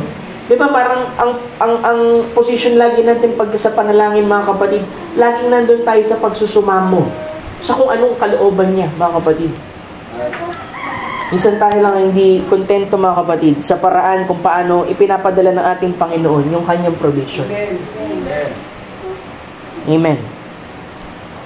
Matthew chapter 16, 24 to 27. Naglagay siya, mga kapatid, ng example uli bago yung reward. Matthew chapter 16 verse 24. Sabi niya, nang magkagayoy, sinabi ni Jesus sa kanyang mga alagad, kung ang sino man sa inyo ay ibig sumunod sa akin, ay tumanggi sa kanyang sarili, una, at pasanin ang kanyang krus, at sumunod sa akin. Diba? Kaya nga sabi doon, hindi palaging madali na nandun ka sa laging paglilingkod. Kasi meron ka kailangan, mga kapatid, meron ka kailangan itanggi, i-deny mo yung sarili mo. Pangalawa, pasanin mo iyong krus. Ikatlo, sumunod sa ating Panginoon. 25. Sapagkat ang sino mang mag-ibig, iligtas ang kanyang buhay, ay mawawalan nito, at ang sino man mawalan ng kanyang buhay dahil sa akin, ay makakasumpong niyaon. Diba? Ibig sabihin yan, kung sino man yung tao na pipiliin ng kanyang sarili, pipiliin yung kanyang daan, mapapahama ka lang siya. Pero kung pipiliin mo ang ating Panginoon, ibig sabihin yung kanyang daan, mga kapatid, patungo yan, mga kapatid, sa buhay na walang hanggan. 26. Sapagkat ano ang pakikinabangin ng tao kung makamtan niya ang buong sanlibutan at mawawalan siya ng kanyang buhay? Ano ang ibibigay ng tao na katumbas ng kanyang buhay? Diba? Sa English, what shall a man give in exchange for his soul? Diba? Kumakuha mo lahat, pero yung kaluluwa mo napahamak naman. Anong silbi nun? Diba? We are living, mga kapatid, sa temporaryong mundo. Kaya yung affliction, kaya yung suffering, yung mga inconveniences, mga suliranin, temporal lang din yan, mga kapatid. Kasi yung reward natin, nandun sa dulo. Actually, yung reward na naghihintay sa atin, hindi tayo naghihintay sa reward. Dahil before the foundation of the world, nilagay na ng ating Panginoon yung reward na yan. Kailangan lang natin daanan yung decision, yung serving, waiting and resting, mga kapatid, kasi yung reward, ginawa na ng ating Panginoon yan. 27. Sapagkat ang anak ng tao ay pariritong nasa kaluwalhatian ng kanyang ama, nakasama ang kanyang mga anghel, at kung magkagayoy, bibigyan ang bawat tao ayon sa kanyang mga gawa. So, kailangan talaga, mga kapatid, pag bumalik ang ating Panginoon, dapat masumpungan ka. May ginagawa. Naglilingkod. Sabi nga doon, wala tayong ibang paraan para makapaglilingkod sa ating Panginoon maliban sa kalooban niya. Diba? Sabi doon sa eksaktong message, doing, mga kapatid, sabi doon ay doing a service out of His command. Diba? Makapaglilingkod lang tayo, mga kapatid, ng tama sa ating Panginoon kung ano yung nandoon sa kalooban niya. Kung ano yung sinabi niya, mga kapatid. Parang ganito, sinabi sa'yo ng tao, magwalis ka nga. Tapos ang ginawa mo, nagdilig ka ng halaman. Oh. Paano mo nasabing sinunod mo yung utos? Iba yung ginawa mo eh. Hindi, nagpagod naman ako eh. Pareho lang naman yung pagod ng pagwawalis sa pagdidilig kasi parehas na kayo po. Pero mga kapatid, ang kalooban niya, magwalis ka. Hindi yung magdilig ka ng halaman. Maganda yung intention mo, oo. Pero kailangan kung ano yung sinabi ng tao, mga kapatid, yun dapat yung sundin mo. Ganun lamang kasimple, mga kapatid, ang pagsunod sa salita ng ating Panginoon. Kung ano yung sinabi niya. Kung ano yung bagay, mga kapatid, na sinabi ng Scripture, tinuro ng mensahe ito, yun ang susundin natin. Diba?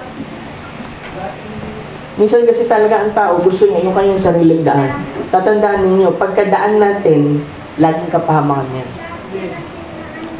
Pero pagka, hindi, pastor, may pinili akong daan. Ano naman eh, successful naman eh. Alam mo, kung di ka binigyan ng wisdom ng Lord, hindi mo pipiliin yan. Ibig sabihin, daan pa rin ng Panginoon yan. Kung nailigtas ka, kung pang nag-prosper ka, kung binless ka dyan, mga kapatid, ibig sabihin, daan ng Panginoon yan. Nagkataon lang, nakatch mo yung revelation, nakatch mo yung vision, nasundan mo, nakapag-submit ka. Pero mga kapatid, pagka ang Panginoon ay meron nang ipinapangusap sa atin na kailangan natin bitawan, kailangan natin sundin itong bagay na ito, hindi natin ginagawa, mga kapatid, lumalabas tayo sa kanyang kalooban. Pag lumalabas tayo sa kanyang kalooban, mga kapatid, anong reward kahasahan natin? Pag lumalabas tayo sa kanyang kalooban, wala tayo sa protection ng ating Panginoon. Kasi yung kalooban niya, yun din mismo yung protection niya sa atin eh. Diba si Eve, nung lumabas siya doon sa salita, mga kapatid, di ba napahamak siya? Kaya may mga tao, mga kapatid, kung minsan nagiging alanganin yung buhay kasi lumalabas talaga sa kalooban ng Panginoon. Pero kung tayo, mga kapatid, lumabas sa kalooban ng Panginoon, anong gagawin, pastor? Hindi bumalik ka sa kalooban ng Panginoon. Diba? Ba't mapahirapan yung sarili mo? Bumalik ka sa kalooban ng ating Panginoon.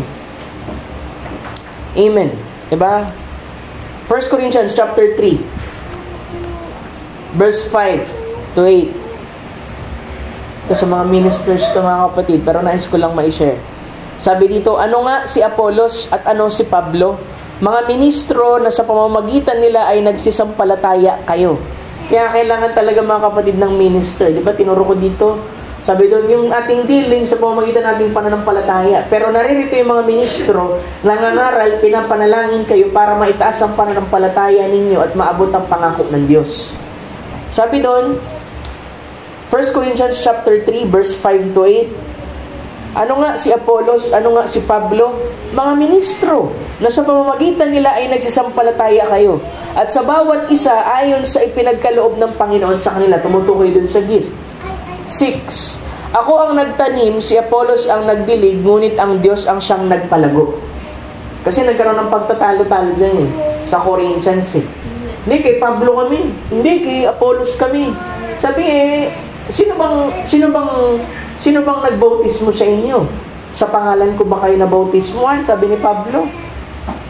Sabi niya, sino ba si Apollo? Sino ba si Pablo? Mga ministro lang kami. Sabi dito ay mga ministro na sa pamamagitan nila ay nagsisampalataya kayo kasi sinabi sa Romans, di ba, chapter 17, faith cometh by the hearing of word of God. Pag binasa mo dun sa taas, sasabi dun, paano makakapakinig yung ibang tao o ang tao kung walang isusugot, mga kapatid, na vessel? Kaya nga merong minister, mga kapatid, servant. Sabi niya, si Pablo, mga kapatid, ang nagtanim, si Apollo ang nagdilig. Ibig sabihin, may kanya-kanya silang giftings. Sabi dito, na ano pat walang anumang ang nagtanim, walang anuman, ibig sabihin, walang significance yung nagtanim. Hindi masyadong mahalaga yung nagtanim. Hindi rin masyadong mahalaga yung nagdilig, kundi ang Diyos na nagpapalago.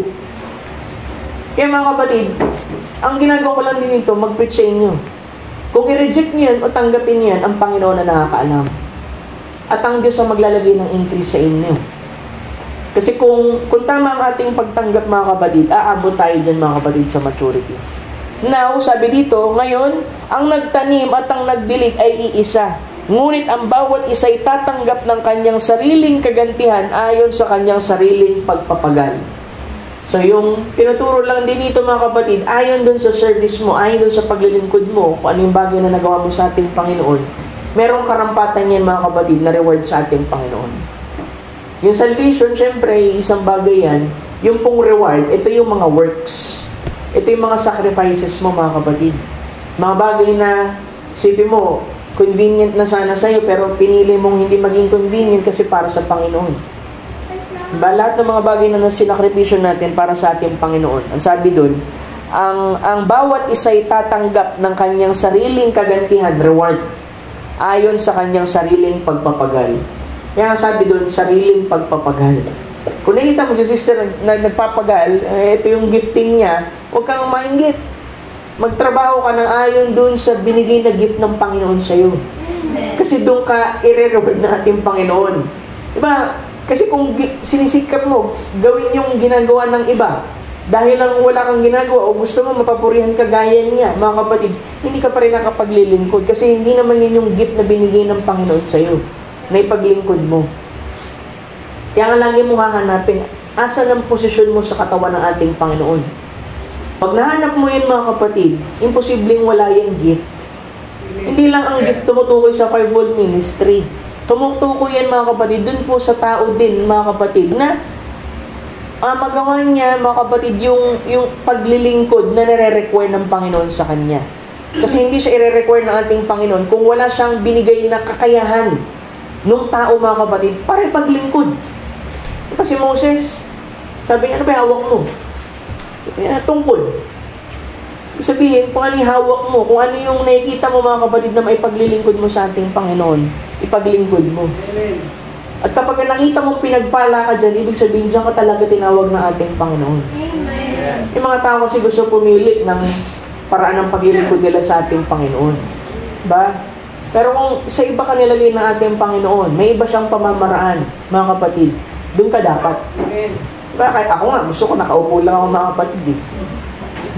Mas masarap nakaupo. Kaysa 3 hours nakatayo. Diba? Minsan, nagiging 4 hours pa. Kahit sa balakang, tsaka sa paa, mga kapatid. Pero wala akong magagawa kung doon ako nilagay. Diba? Minsan yung hardship bilang tao, minsan parang, sabi ko, pwede naman na parang ano lang eh, brother lang ako, tsaka parang upo-upo lang ako. Kasi bala ko dati nun sa bull eh, pagka napunta ako sa ibang message eh, diba? Bago nawala si pastor. Bala ko nun mga kapatid, pag napunta ako sa Bohol, hindi ako magpapakilala mga kapatid na tumatayo ako sa pulpito. Gusto ko lang maging simpleng brother. Pero mga kapatid, kung nilagay tayo para maglingkod para sa iba, wala tayong magagawa. Diba? Kahit pa parang, kuminsan, syempre napapagod ka bilang tao. Diba? Asaman. Yung quote niya eh, nabasa natin eh, diba? Last time. Hindi madali maglingkod palagi. Pero mga kapatid, kung ginagawa natin yan mga kapatid para sa ating Panginoon at hayag sa iyo, na diyan ka talaga nilagay ng ating Panginoon, maglingkod ka dyan. Kasi hindi ka tatawagin ng Panginoon dyan kung hindi ka fit dyan. Kaya ka tinawag ng Panginoon dyan kasi ikaw yung nasumpungan tapat eh. Kasi mo, laging ako. Ikaw yung nasumpungan dyan na tapat eh. Ikaw yung binigyan ng gift dyan eh. Ibig sabihin, mga kapatid, binibigyan ka rin ng pagkakataon ng Panginoon na magkaroon ka ng bahagi sa Kanya. Ba? Kaya nga yung pag-foot washing eh. Kaya sabi, di ba? Sabi, huwag mo hugasan, Lord. Sabi ni Peter. Sabi niya, pag di ko ginawa to, hindi ka magkakaroon ng bahagi sa akin. Kaya nga tayo naghugasan din sa paa kasi na-require ng scripture. Hindi ka magkakaroon ng bahagi sa ating Panginoon kung di mo gawin yan sa kapatid mo. Di ba? Nagtuturo yan ng 3 bagay, di ba? Humility, service, tsaka pag-ibig. Humility, service, tsaka love. Diba, hugasan mo yung paa ng ibang tao, diba? Hindi madali yun, ha? Paano kung nakatapak pa ng ano yan? Diba? Sabi ko nga dito, hindi mahalaga kung nakapag-pedicure ka sa time ng foot washing. Mahalaga malinis yung puso mo. Doon mga kapatid, nagkakaroon ng kahalagahan, mga kapatid, yung ating pong pagbabahagi doon. Amen. Hebrews chapter 10, verse 35. Hebrews chapter 10, verse 35, sabi dito, cast not away therefore your confidence, which hath great recompense of reward. Ano ibig sabihin ng pastor? Sabi ay, huwag ninyong itakwil ang inyong pagkakatiwala. Ano ba yung pagkakatiwala?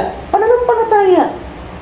Huwag ninyong itakwil ang inyong paniniwala sa ating Panginoon na sa dakilang, sabi doon ay, yung paniniwala o pagbibigay mo mga kapatid ng pagtitiwala sa ating Panginoon ay may dakilang gantimpala. Diba? Sapagkat kayo'y nangangailangan ng pagtitiis upang ang inyong magawa ang kalooban ng Diyos ay magsitanggap kayo ng pangako. Kaya bakit may pagtitiis? Sinabi dyan.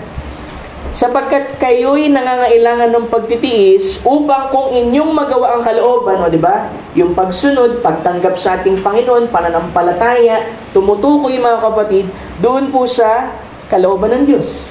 Sabi doon ay, sapagkat kayo'y nangangailangan ng pagtitiis, kaya binibigay yung trials, kung bakit parang ang hirap minsan maglingkod, pastor, kasi kailangan mo ng patience.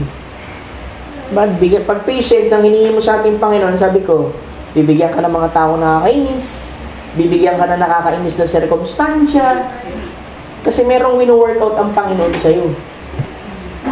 Sabi doon, upang ang inyong magawa ang kalooban ng Diyos, ay magsitanggap kayo ng pangako.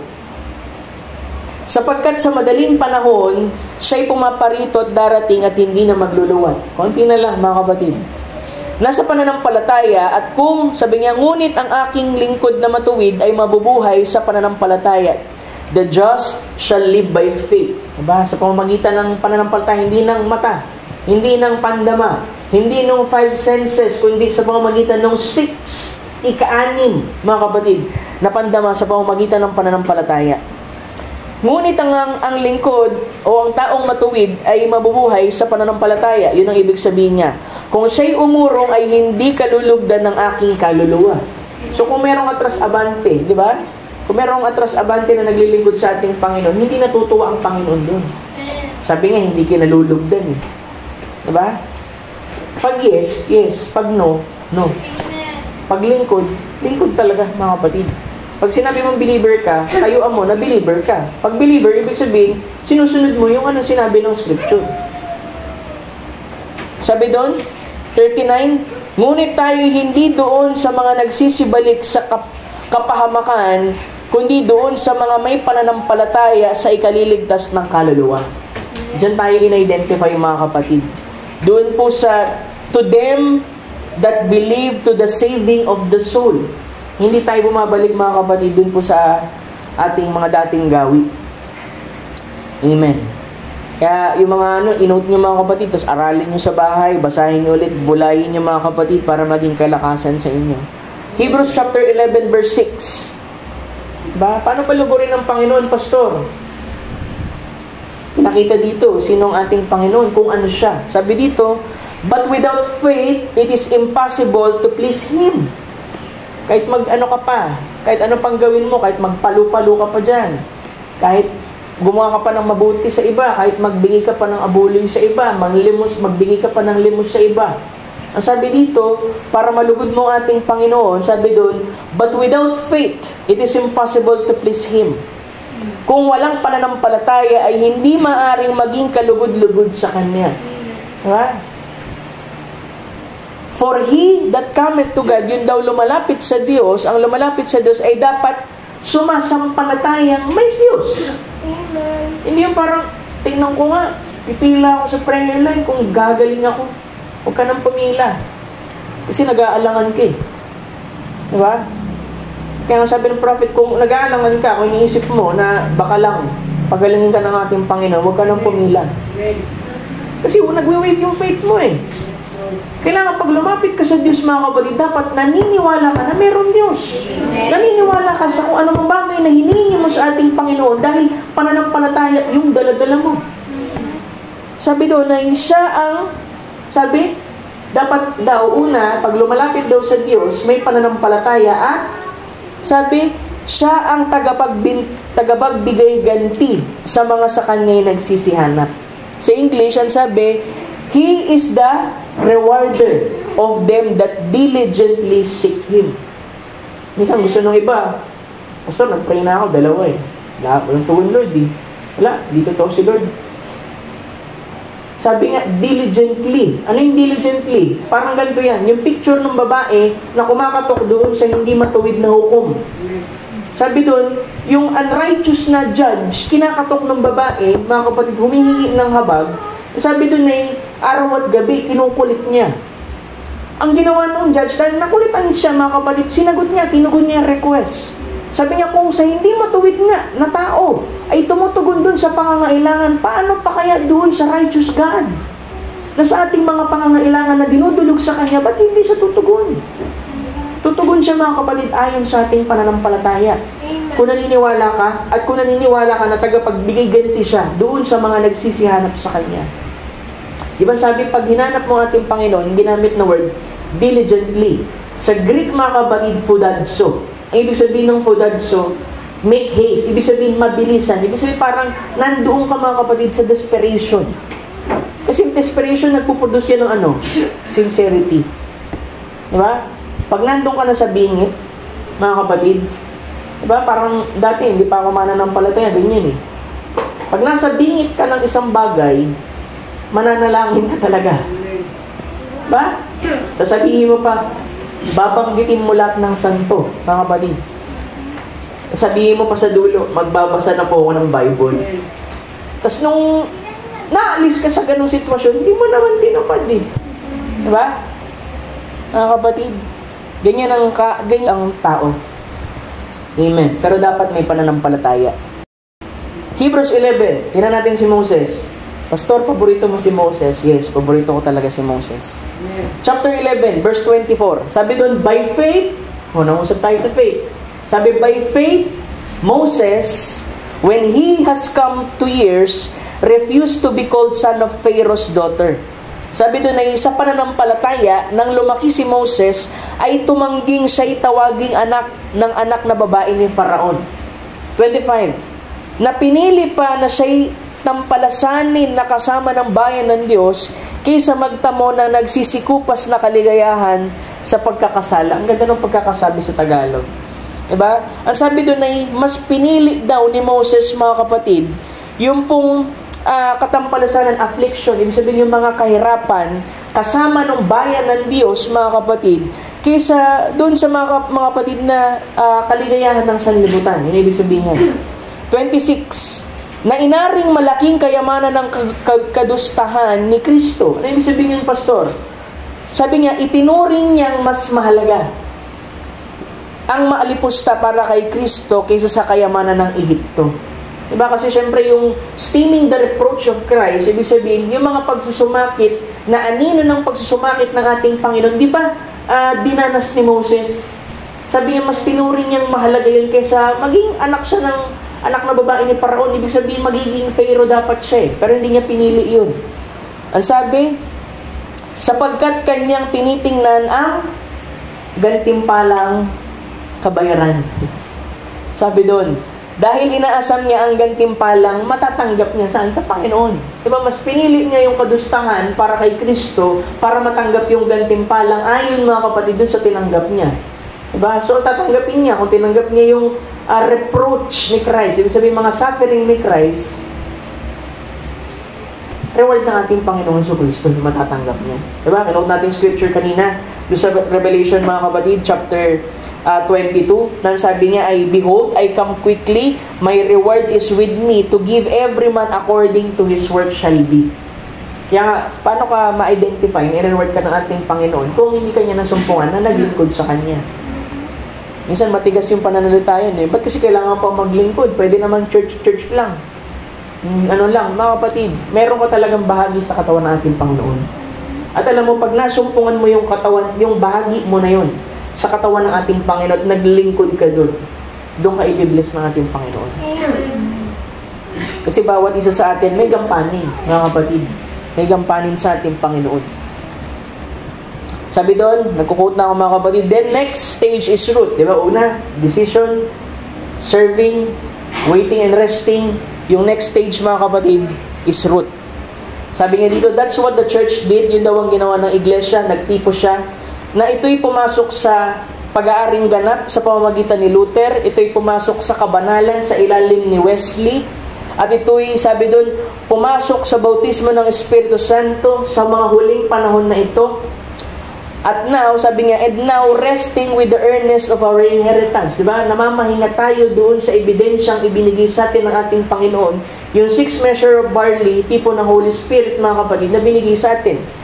Sabi niya, and now resting with the earnest of our inheritance, that we know that something happened in us. We've passed from death unto life. Meron tayong natanggap na alam natin sa sarili natin, meron talagang nangyari.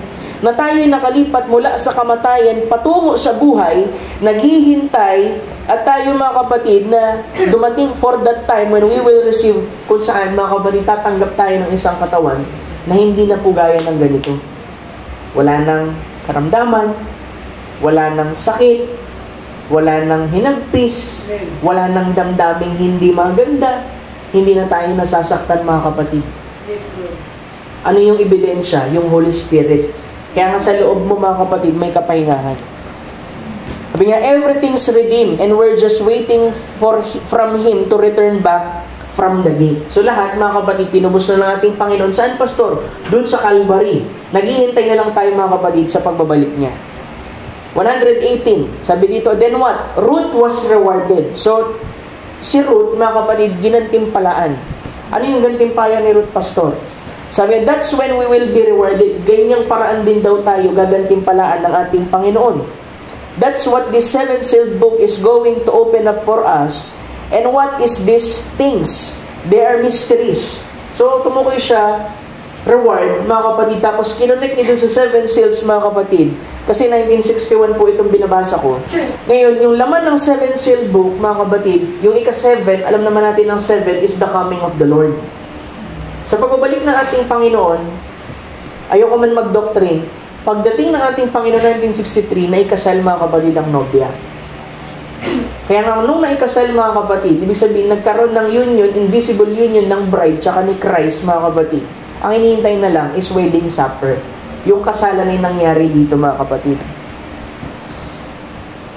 Sabi doon, they're not wrote in the word, hindi nakasulat yan sa salita. They have to be revealed by the Holy Spirit. Yung daw pong laman ng selyo, mga kapatid, ay hindi mismo nakasulat, mga kapatid, ng tuwiran, literal, pero ang sabi doon na ito'y iahayag sa pamamagitan ng Espiritu Santo.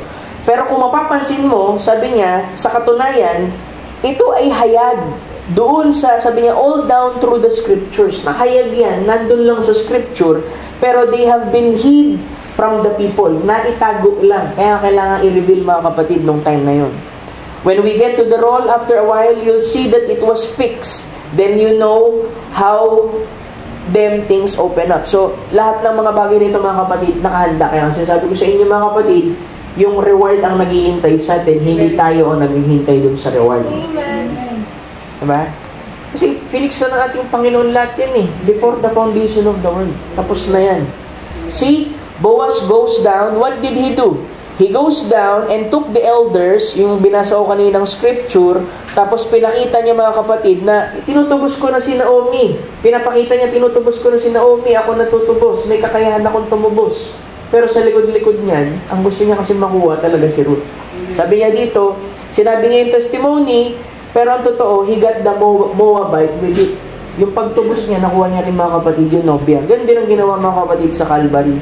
Kaya dati tinatanong ko yan Sabi ko, kung totoong merong bride of Christ, at especial yung class of people na yan, isa lang pinaniniwala nating Calvary. Diba? Sa denomination, yun din ang alam nila Pero hindi nahayag sa kanila dyan na talagang tinubos mga kapatid, ang nobya din para maikasal sa kanya. Kailangan niyang gawin yung pagtubos kasi kailangan niyang kunin si Ruth. Kasi doon tayo na ipanganak mga kapatid Doon tayo inilabas Sipin niyo, kung hindi niya ginawa yung pagtubos, hindi niya makikilala si Ruth.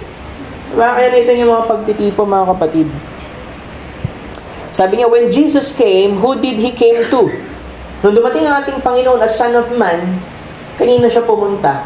Diba sa Israelites? Sino yung i-redeem niya? Sabi niya, who did He come to redeem? Israel. Diba? Kasi merong nung naglalakad sila, diba? May lumapit na babae. Sabi niya, oh, thou, son of David, yung anak ko, inaalihan ng demonyo. Tapos hindi nagsalita ang ating Panginoon. Tapos humiyaw pa uli. Sabi, hindi ako pinadala para sa'yo. O diba? Kasi para talaga sa Hudyo, mga kapatid. Pero totoo, kasama tayo dun sa plano. Diba? Kasama tayo dun, mga kapatid. What did he do in taking Israel? Ano daw ginawa niya dun sa pagkuha niya sa Israel? He got the Gentile bride. So nakuha niya, mga kapatid, yung pong hintil. Sure he did when he took Israel. He went to his own, siya'y pumunta sa kanyang sariling bayan, kailangan niyang gawin yun. At ang una niyang ginawa, tinubos niya ang kanyang sariling bayan. Sabi niya, at ang hintil na iglesia ay kapatid noong babaeng iyon, yung Israelite church. Diba? Nagtitipo siya, mga kapatid. So he had to redeem Israel in order to get this. Yung sabi ko kanina, kailangan niyang tubusin yung Israel para makuha si Ruth. Kailangan niyang tubusin si Naomi para makuha si Ruth. Kailangan tubusin ng Panginoon, gawin yung Cross of Calvary. General yun, pero una patungkol sa mga Israelites, mga kapatid, pero kasama tayo dun sa plano. Amen. Hindi nga man tuwiran sinabi, naparito ako bilang anak ng tao para dun sa Gentile. Hindi. Ang sabi niya kasi, yung 3.5 years, dun sa 70 weeks of Daniel, talagang para sa Hudyo yun. Pero nagkataon lang, mga kapatid, dahil ang Diyos, ang pag-ibig niya na dun sa nobya, kasama tayo dun sa plano. Diba? Hindi ba pag-ibig ng Panginoon sa atin yan? Diba? He had to redeem in order to get this. He had to redeem Naomi in order to get Ruth, his bride. Amen. Now, what did they do? Ano nangyari? Diba? Pastor, paano na-reward? Ano yung sinasabi mong reward? Ano nangyari daw, mga kapatid? Nung pong tinubos, mga kapatid, yung Israelite. Ang nangyari, they got married. Ikinasal sila, mga kapatid. Nang sabi doon, and through that comes this great thing. At sa pamamagitan doon ng picture na yun, ay ipinapakita naman ng isang larawan sa atin. Then Ruth was rewarded sa paanong paraan? Getting Boaz for her husband. So ang reward pala ni Ruth ay mapakasalan siya at maging asawa siya, mga kapatid, ni Boaz. Pag sinabi mong asawa, pinakasalan, maging isa. So ang reward, mga kapatid, ng nobya, tanongin ko kayo, ano? Yung maging isa kayo sa ating Panginoon. Kaya yan din yung iyakbin natin, di ba? Panginoon, yung salita mo ay nawa lumapat sa akin. Pag lumapat sa yun, ibig sabihin, isa na lang kayo, mga kapatid. Sabi doon, getting Boaz for husband, which church is rewarded by the coming of the Lord shall come. Kaya kailangan mangyari 1966 kasi kailangan niyang maikasal ang nobya sa ating Panginoon. Paano ba talaga nangyari, Pastor? 1963, mga kapatid, bumaba, nag-ministry ang ating Panginoon sa pamamagitan ng Son of Man, ating propeta, mga kapatid. Pastor, ba't ganun yung pagbalik niya? Bakit Son of Man? Ba't hindi na lang siya mismo yung bumaba magpakita? Tanungin ko kayo, sa ano bang forma, sa ano bang form nangako ang ating Panginoon na siya'y babalik? Di ba Son of Man? Kaya kailangan niyang i-identify ang kanyang sarili sa kanyang second coming dun po sa form ng Son of Man. Nang sabi, the Son of Man in the A Son of Man. A Son of Man, propeta, A Son of Man, revealing the Son of Man. Kasi pag sinabi mong A Son of Man, propeta yan. The Son of Man, ang ating Panginoong Jesucristo na nasa anyo ng parabang propeta. Kaya kailangan niyang i-reveal ang kanyang sarili doon, buksan yung tatak, buksan yung first hanggang dun sa 6, yung ika-7th vindication, bumalik talaga sa, mga kapatid. Nag-ministry dito, mga kapatid. Para saan, Pastor? Para lang maikasal ang nobya, mga kapatid, sa salita. Kasi kailangan, pag tayo umakyat doon, mga kapatid, wedding supper na yun. Wala pong kasalan doon. Ba't ganun, Pastor? Di ba, sa natural, ang kasalan, nauuna muna yung kasalan bago yung kainan. Yung pong wedding na sa Biblia ay nakatipo, mga kapatid, sa Oriental countries. Ang Oriental countries, wedding nila, mga kapatid, una muna ang feasting bago yung wedding. Kaya nangyari, meron munang feasting ng word, mga kapatid, bago po, mga kapatid, yung wedding, tsaka po yung wedding supper, mga kapatid. So dito, tuloy natin, patapos na ako dito. Amen. Why? It's redeemed. Waiting for that hour. Now, in the 5th chapter and the 5th verse, we find out the previous lesson. We talk about the kinsman redeemer. So ito, summarize lang to. Which found out was Christ. Yung kinsman redeemer, ang ating Panginoong Jesucristo. type it up with root. At sabi doon, root, deciding, root, serving, root, resting. Sabi niya, deciding, justification. Yun daw pagde-decide. Ito'y pagpapakita ng pag-aaring ganap sa iyo. Kaya nga sabi ko, di ba, hanggat hindi ka nagde-decide din, hindi rin mo rin matatawag na may pananampalataya ka sa ating Panginoon. Pangalawa, ang sabi doon ay serving. Serving, making herself ready. Ano daw yun? Sanctification. Pag naglilingkod ka, kaya nga yung sanctification, yung kabanalan, mga kapatid, proseso po yan. Hindi yan yung parang isahan lang, mga kapatid. Diba? Sabi ko dito, para makuha mo yung Holy Ghost, anong requirement? Full obedience to the whole Word of God entitles you to that open. Ang buong pagsunod sa kabuang salita ng ating Panginoon ang magbubunsod sa iyo para mailagay sa iyo, mga kapatid, yung tanda. Sabi doon, sanctification, resting with the Holy Spirit. Kasi diba, mga kapatid, sa ating panahon, ipinakita na kailangan ang tao mapuspos din ng Espiritu Santo, mabaptize, mga kapatid. Kaya dumating yung panahon, mga kapatid, ng Pentecostes. Sa gitna nun, mga kapatid, restoration ng gifts, yung sa bibig, diba? Yung speak in tongues, prophecy. Pero ang mystery, mga kapatid, ng baptism of the Holy Ghost ay i-receive mo yan ng walang sensation. Kasi sa isip nila, pag nag-speak in tongues ka, baptize ka na ng Holy Ghost. Pero alam mo, ang totoong baptism ay ang pagkakaroon ng clear understanding sa salita ng ating Panginoon. Diba? Sad to say, kahit sa message, mga kapatid, merong mga sablay dyan. Diba? Dalawa lang naman kalabasan yan eh. 3. Antikristo, legalista, o kaya dogmatic ka. Ano yung dogmatic, pastor? Konting turo lang ng prophet sa isang bagay, ginagawa ng doktrina. Ang tawag doon, pet doctrine. Kaya nga nagkaroon ng hiwalay-hiwalayan, mga kapatid, yung mga ministers. Dahil sa pet doctrine, nagiging dogmatic. Pangalawa, legalista. Ibig sabihin, binabasa yung mga sinabi, mga kapatid, ng message, pero in legalistic way, sinusunod. Bawal to, bawal to, bawal to, huwag kang hihinga. Diba? Kaya makita mo, may mga churches tuyo. Diba? Dried up. Kasi sabi kasi ni pastor, ganito eh. Hindi fully naintindihan. Pangatlo, mga kapatid, antikristo, ano yun? Mga kapatid, naging anti-word. Pinervert na yung isip nila. Ibig sabihin, ipinihit na, mga kapatid. Kasi pagka ikaw, meron kang unbelief sa puso, mga kapatid, mahirap to ha. Pag ikaw meron kang unbelief sa puso, mga kapatid, bibigyan ka ng Diyos, mga kapatid, pag ikaw hindi nag-submit, bibigyan ka ng Diyos ng strong delusion. Na paniniwalaan mo yung bagay na pinaniniwalaan mo. At kahit gano'n pa i-presenta sa iyong katotohanan, hindi ka na maniniwala. Kaya nga always be humble, mga kapatid. Diba? Kung meron kayo nabasa sa message, sabi ng message ganito eh. Dapat ito. Lahat naman, mga kapatid, ng message ba, nabasa mo na. Diba?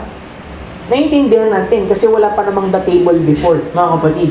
Pero ngayong meron ng the table, dapat talaga ginagawa ng mga ministers, mga kapatid, talagang inaaral lahat. Amen. Diba? Lahat talaga, mga kapatid. Kasi dati, ganito. Sinabi sa ganito, yung babae, laging sa kusina lang. Hindi sila pwede magtrabaho. Kaya ginawa ng ibang mga Pilipino, hinayaan na yung mga sister dun lang sa kusina. Ginawa ng katulong. Diba? Samantalang yung brother, hirap na hirap. Sabi ng message din, kung nagkasundo kayo, dalawang mag-asawa, na ikaw, sister, kailangan mo magtrabaho para may binabayaran kayong utang, ay pwede naman. O diba? Kung nag-stick sila dun, mga kapatid, sige, di malaki ang pananagutan nila dun sa kabilang coat. Kaya kailangan, mga kapatid, be humble. Be teachable. Kasi hindi naman lahat nabasa natin eh. Diba? 1,300 sermons. Hindi pa, mga kapatid. Kaya doon, mga kapatid, dadagdag mo, tsaka hanapin mo talaga lahat. Yun ang nangyayari, mga kapatid. Ba't may mga legalista sa message? Diba? Sad to say, bakit may mga legalista? Bakit may dogmatic? Kasi nag-i-stick na lang dun sa isang sinabi, mga kapatid. Samantalang meron pala siyang pambalanse, mga kapatid. Amen. So, sinasummarize nga lang, church come true, dumating, mga kapatid, justification, Luther, sanctification, John Wesley, Pentecostal age, mga kapatid, dumating yung baptism of the Holy Ghost. Kinorek lang sila, mga kapatid, kasi ang iniisip nila, ang baptism of the Holy Ghost, yung mismong nirestore ng Lord yung mga gifts. Hindi yun. Ang phase lang po na yun, o stage lang na yun, ay restoration lang ng gifts. After nun, mga kapatid, baptism of the Holy Ghost, ito yung clear understanding sa salita ng ating Panginoon. Now, resting, waiting for the coming of our Lord. So, huli, mga kapatid, sabi niya, there's 3 stages of root. Yung sasabi ko kanina. Sa isang binasa natin, 4 junctions, dito, sabi niya, 3 stages of root. Root deciding, she was deciding whether she would make the decision or not to go back into homeland, just like the church. And Ruth serving when she went to glean, yung kanya, doon siya nagpupulot, mga kapatid. Ruth resting, that's what Ruth is doing now. Yung ginagawa daw ng church ni Ruth, ng nobya ngayon, ay namamahinga. At ang huli, mga kapatid, sabi niya, now, Ruth rewarded. Sa paanong paraan? That's where, or the church next thing happens, the reward of the church, yun nga yung pagbalik ng ating Panginoon. Hallelujah. 1 Corinthians chapter 15. Ito na po yung aking admonition. 1 Corinthians chapter 15 verse 58. Sabi dito, therefore, my beloved brethren, be steadfast, unmovable, always abounding in the work of the Lord, serving, for as much as ye know that your labor, your service, is not in vain in the Lord. Yung ating pagpapagal, mga kapatid, hindi po yan winawalang kahulugan ng ating Panginoon. Kaya nga, mga kapatid kong minamahal, kayo'y magsitatag. Huwag makilos na laging sumasagana sa gawa ng Panginoon. Yamang nalalaman ninyo na hindi walang kabuluhan ng inyong gawa sa Panginoon. Amen. So, nung kinasal sila, si Ruth, mga kapatid, tsaka si Boaz, lumabas, mga kapatid, sino? Baybay natin. Bakit talaga pinahintulot yan, mga kapatid? Diba? Kasi walang bagay, mga kapatid, pahintulot ng ating Panginoon. Maliban, meron siyang purpose, mga kapatid. So, sabi doon, yung generation daw, si Fares, Herzon. Si Herzon, nagkaroon ng Ram. Si Ram, Aminadab. Si Ram, mga kapatid, ay Aminadab, mga kapatid. Aminadab, Nashon. Tapos yung kay Nashon, mga kapatid, Salmon. And Salmon, Boaz. Then bigat Obed. Si Obed, mga kapatid, merong anak si Jess. Si Jess, merong anak sino? Si David.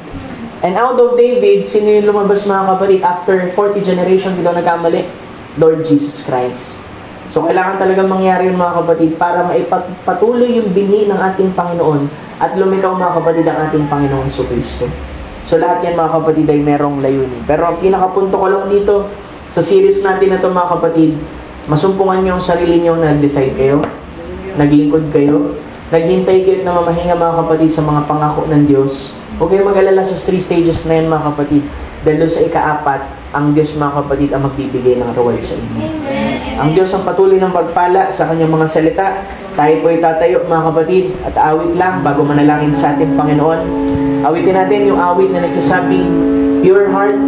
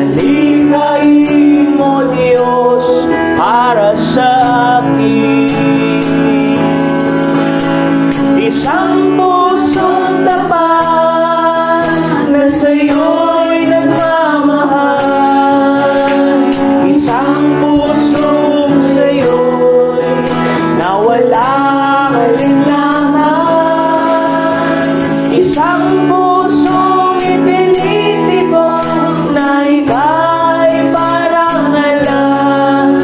Handog ko'y pagpupuri sa'yo lamang, Jesus. Isang pusong tapat, isang pusong tapat na sa'yo'y nagmamahal. Isang puso sa'yo, amen. Walang kailangan,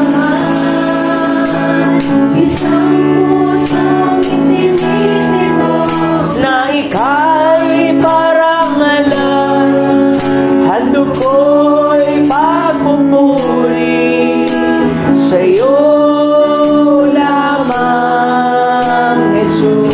Handog ko'y pagpupuri, handog ko'y pagpupuri sa'yo lamang, Jesus. Amen. Lord, tayo manalangin sa ating Panginoon. Thank you, Jesus. Dear Lord Jesus, kami papasalamat, Panginoon, sa buong tanghaling ito, Panginoon, ang kaloob mo sa amin. Tunay, Lord, ang sabi ng awit, na nais namin, Panginoon, ng pusong dalisay, Panginoon, sa iyo, na magawa namin, Panginoon, ng 4 na bahaging ito, Panginoon, ng pagtuturo, Lord, sa book ni Ruth, na, Lord, wala kaming kakayahan ganang aming sarili, Panginoon, liban na ang iyong biyaya at ang iyong kapangyarihan, Lord, ang siyang gumawa sa amin.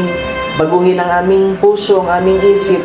Bigyan kami, Lord, ng desire, Lord, na lugurin ka at ganapin, Panginoon, ang iyong mga salita. Sa abot, Panginoon, ng kakayahan namin, Panginoon, at pananampalataya, Panginoon, sa iyo. Lord, nagpapasalamat ako, Panginoon, sa 4 na linggo na ito, Lord, na pagtuturo sa aklat ko na ito, Ama, na higit mong pinakita, Lord, ang iyong pag-ibig sa amin. Na bagamat, Lord, ang mga plano mo, Panginoon, ay para sa iyong sariling bayan, pero hindi mo kinalimutan, Panginoon, ng isang maliit na babaeng hintil, Panginoon, na, Lord, isa lamang, Panginoon, na hamak, Lord, na babae, Panginoon, pero, Lord, inibig mo, O Diyos, ipinakita mo, Lord, ang iyong dakilang plano at isinilid mo, Panginoon, sa isang aklat na ito, O Diyos. At nagpapasalamat kami na ipinakita mo ang aming larawan, ang aming posisyon, pagkat kung hindi namin ito alam at hindi namin alam ang pag-ibig mo sa amin, Lord, paano kami makasunod, O Diyos? Paano kami makapaglingkod sa iyo, Ama? Kaya, Lord, maraming salamat sa biyaya mo at sa pag-ibig mo po sa amin, na hindi ka tumingin, Panginoon, kung saan kami galing, kung sino kami dati, kung ano kami dati, Lord. Tinignan mo, Panginoon, na yaong nakita mo, Panginoon, mula nang maitatag, Panginoon, bago pa maitatag ang patibayan ng sanlibutan. Yun ang siyang tinignan mo, O Diyos. At doon ka pumili, doon ka, Panginoon, tumingin. Hindi sa aming mga kahinaan, hindi sa aming mga pagkakasala, kundi, Lord, tumingin ka, Panginoon, sa iyo rin pong sarili, pagkat nasumpungan mong naroon din, Panginoon, ng iyo pong maliit na nobya. Ibinayubay mo ang sarili mo, Lord, sa krus ng Kalbaryo upang mailabas lamang siya, Panginoon. Hindi lamang pagtubo sa Israel, kundi, Lord, pagpapakita na merong isang nobya na nais mo, Lord, na makapiling, may kasal, Panginoon. And we pray, O God, na sa bawat linggo na nangangaral, Panginoon, ang iyong maliit na lingkod, ang iyong mga salita, Lord, hindi ko salita ito, O Diyos, hindi ko sariling inspirasyon, kundi ikaw, O Diyos, na siyang tunay, Lord, na nagbibindikan, Lord, ng iyong mga salita. Bayaan mong ang mga salita na ito, Panginoon, ay manuot, Lord, sa aming kaluluwa. Bumaon, Lord, sa pinaka-kaloob-looban namin, sa aming budhi, Lord.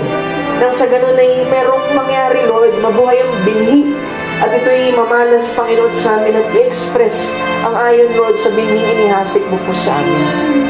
Lord, kung ano man ang aming mga pagkukulang, kung saan man kami nasusumpungan, Panginoon, na mahina, Lord, huwag mo po kaming pabayaan, huwag mo kaming lampasan. Kundi, Lord, tulungan mo kami na makaalpas, Lord, sa bawat pagsubok, bawat suliranin, bawat hamon, Panginoon, ng buhay. At tingnan namin na may pananampalataya na ikaw, O Diyos, ay Diyos, Panginoon, na gumagawa sa amin. Hindi kami ang siyang gumagawa, kundi ikaw, Lord, na siyang nananahan po sa amin. Kaya, Lord, Patuloy ka, Panginoon, na gumawa ng iyong dakilang bagay, Panginoon, sa harapan ng iyong mga anak, upang ang kanilang pananampalataya din naman, Panginoon, ay mas lalong, Lord, lumago, Panginoon, sa iyo. Hindi na sila pumunta sa iba pang bukid, Panginoon, kundi manatili lamang, Panginoon, sa iyong kalooban at sa iyong salita. Lord, alam mo mga pangangailangan nila, Ama. Naririnig mo, Lord, ang kanilang mga panalangin at kanilang mga hibig. Mga pangangailangang natural at spiritual, Lord, na tanging ikaw lang, O Diyos, ang kayang magpanumbalik, kayang tumubos, Panginoon. Ikaw ang aming manunubos, Lord. Kaya hinihiling ko, Panginoon, na ipagkaloob ko, Panginoon, ang bawat pangangailangan ng iyong mga anak. 10, Lord, ng kanilang mga prayer request, Lord, ay dinggin mo po, Lord, sa mga oras na ito. Mga kapatiran, Lord, na may karamdaman, Lord, ginawa mo na yan, Lord, sa Cross of Calvary, Panginoon, na sila'y pinagaling mo na. Ang marapat na lamang ay tanggapin ang kanilang kagalingan sa iyo, O Diyos. May mga pangangailangang natural, Lord, sa araw-araw, Lord, patunayan mo po muli ang iyong mga salita, Lord, sa iyong mga anak, na ang kanilang mga naririnig dito, Lord, na pangangaral ay totoo. Ang mga pangako, Lord, ay nangyayari, Panginoon, sa bawat buhay ng iyong mga anak, na hindi mo kinakalimutan, Lord, kahit ang mga pinakamaliliit, Lord, na pinaglingkod nila, Panginoon, sa iyo. Ito'y sinusuklian mo, Panginoon, ng iyong kabutihan at ang iyong katapatan, Panginoon, sa kanilang buhay. We pray na patuloy, O Diyos, na bumalong ang mga pagpapalang natural at spiritual, Panginoon, sa aking mga kapatid. At ikaw, Panginoon, ang patuloy, Lord, na mag-shine, Lord, sa kanilang buhay. Makita ka, Panginoon, patuloy na lumago, O Diyos, hanggang, Lord, sa pagbalik mo at pagpapalit ng aming mga katawan. Kung meron pa mga kaluluwa, Lord, na nais mo, Lord, na mailagay, Panginoon, sa munting kawan na ito, ikaw po nakakaalam, Panginoon. Tawagin mo po sila, Panginoon, at ipanumbalik mo, Panginoon, sa iyo pong kalooban. Kami lubos na umaasa na sa mga pangangailangan din, Lord, ng church po na ito, Lord, ikaw ang mag-provide, Panginoon. Hindi ko alam, Lord, kung anong mga pihit mo, Panginoon, sa mga susunod na buwan. Meron kang pangungusap, Lord, but Lord, ikaw, Panginoon, ang siyang masunod, Panginoon, sa aming buhay. Kung ano ang nais mo, Lord, sa amin, siya lang po, Panginoon. Siya nga po ang bagay na dapat namin sundin sa iyo. Bigyan mo lagi kami, Lord, ng puso na lagi nagpapaubaya lamang, Panginoon, sa kalooban. Uli, Lord, maraming salamat. Ikaw, Panginoon, ang mapasalamatan at maluwalhati sa buong 4,000 na ito ng pangangaral, Lord, sa aklat po ng Ruth. Maraming salamat sa iyo, Ama. Patuloy mong ilapit, Panginoon, ng iyong mga anak, Lord, sa iyong puso at patuloy sila, Panginoon, na umibig sa iyo. Puspusin mo kami, hindi lamang, Lord, ng isang magandang doktrina, hindi lamang, Lord, isang magandang pangangaral, kundi puspusin mo kami ng pag-ibig mo, Lord. Nang sa ganun, Panginoon, na hindi kami mawalay, Panginoon, at manatili lamang kami, Panginoon, sa pangangalaga mo. Muli, Lord, maraming salamat. Sa namin, Lord, binabalik po lahat po ng papurit pasasalamat sa ipong dakil at matamis na pangalan, aming Panginoon Jesus. Amen. Tapos sa parting service, sa hapong ito, malaya tayong magkamayan sa ating Panginoon habang inawit natin ang Battle Hymn Republic. Glory, Hallelujah. Amen. Thank you, Lord. Thank you, Lord. Glory, hallelujah.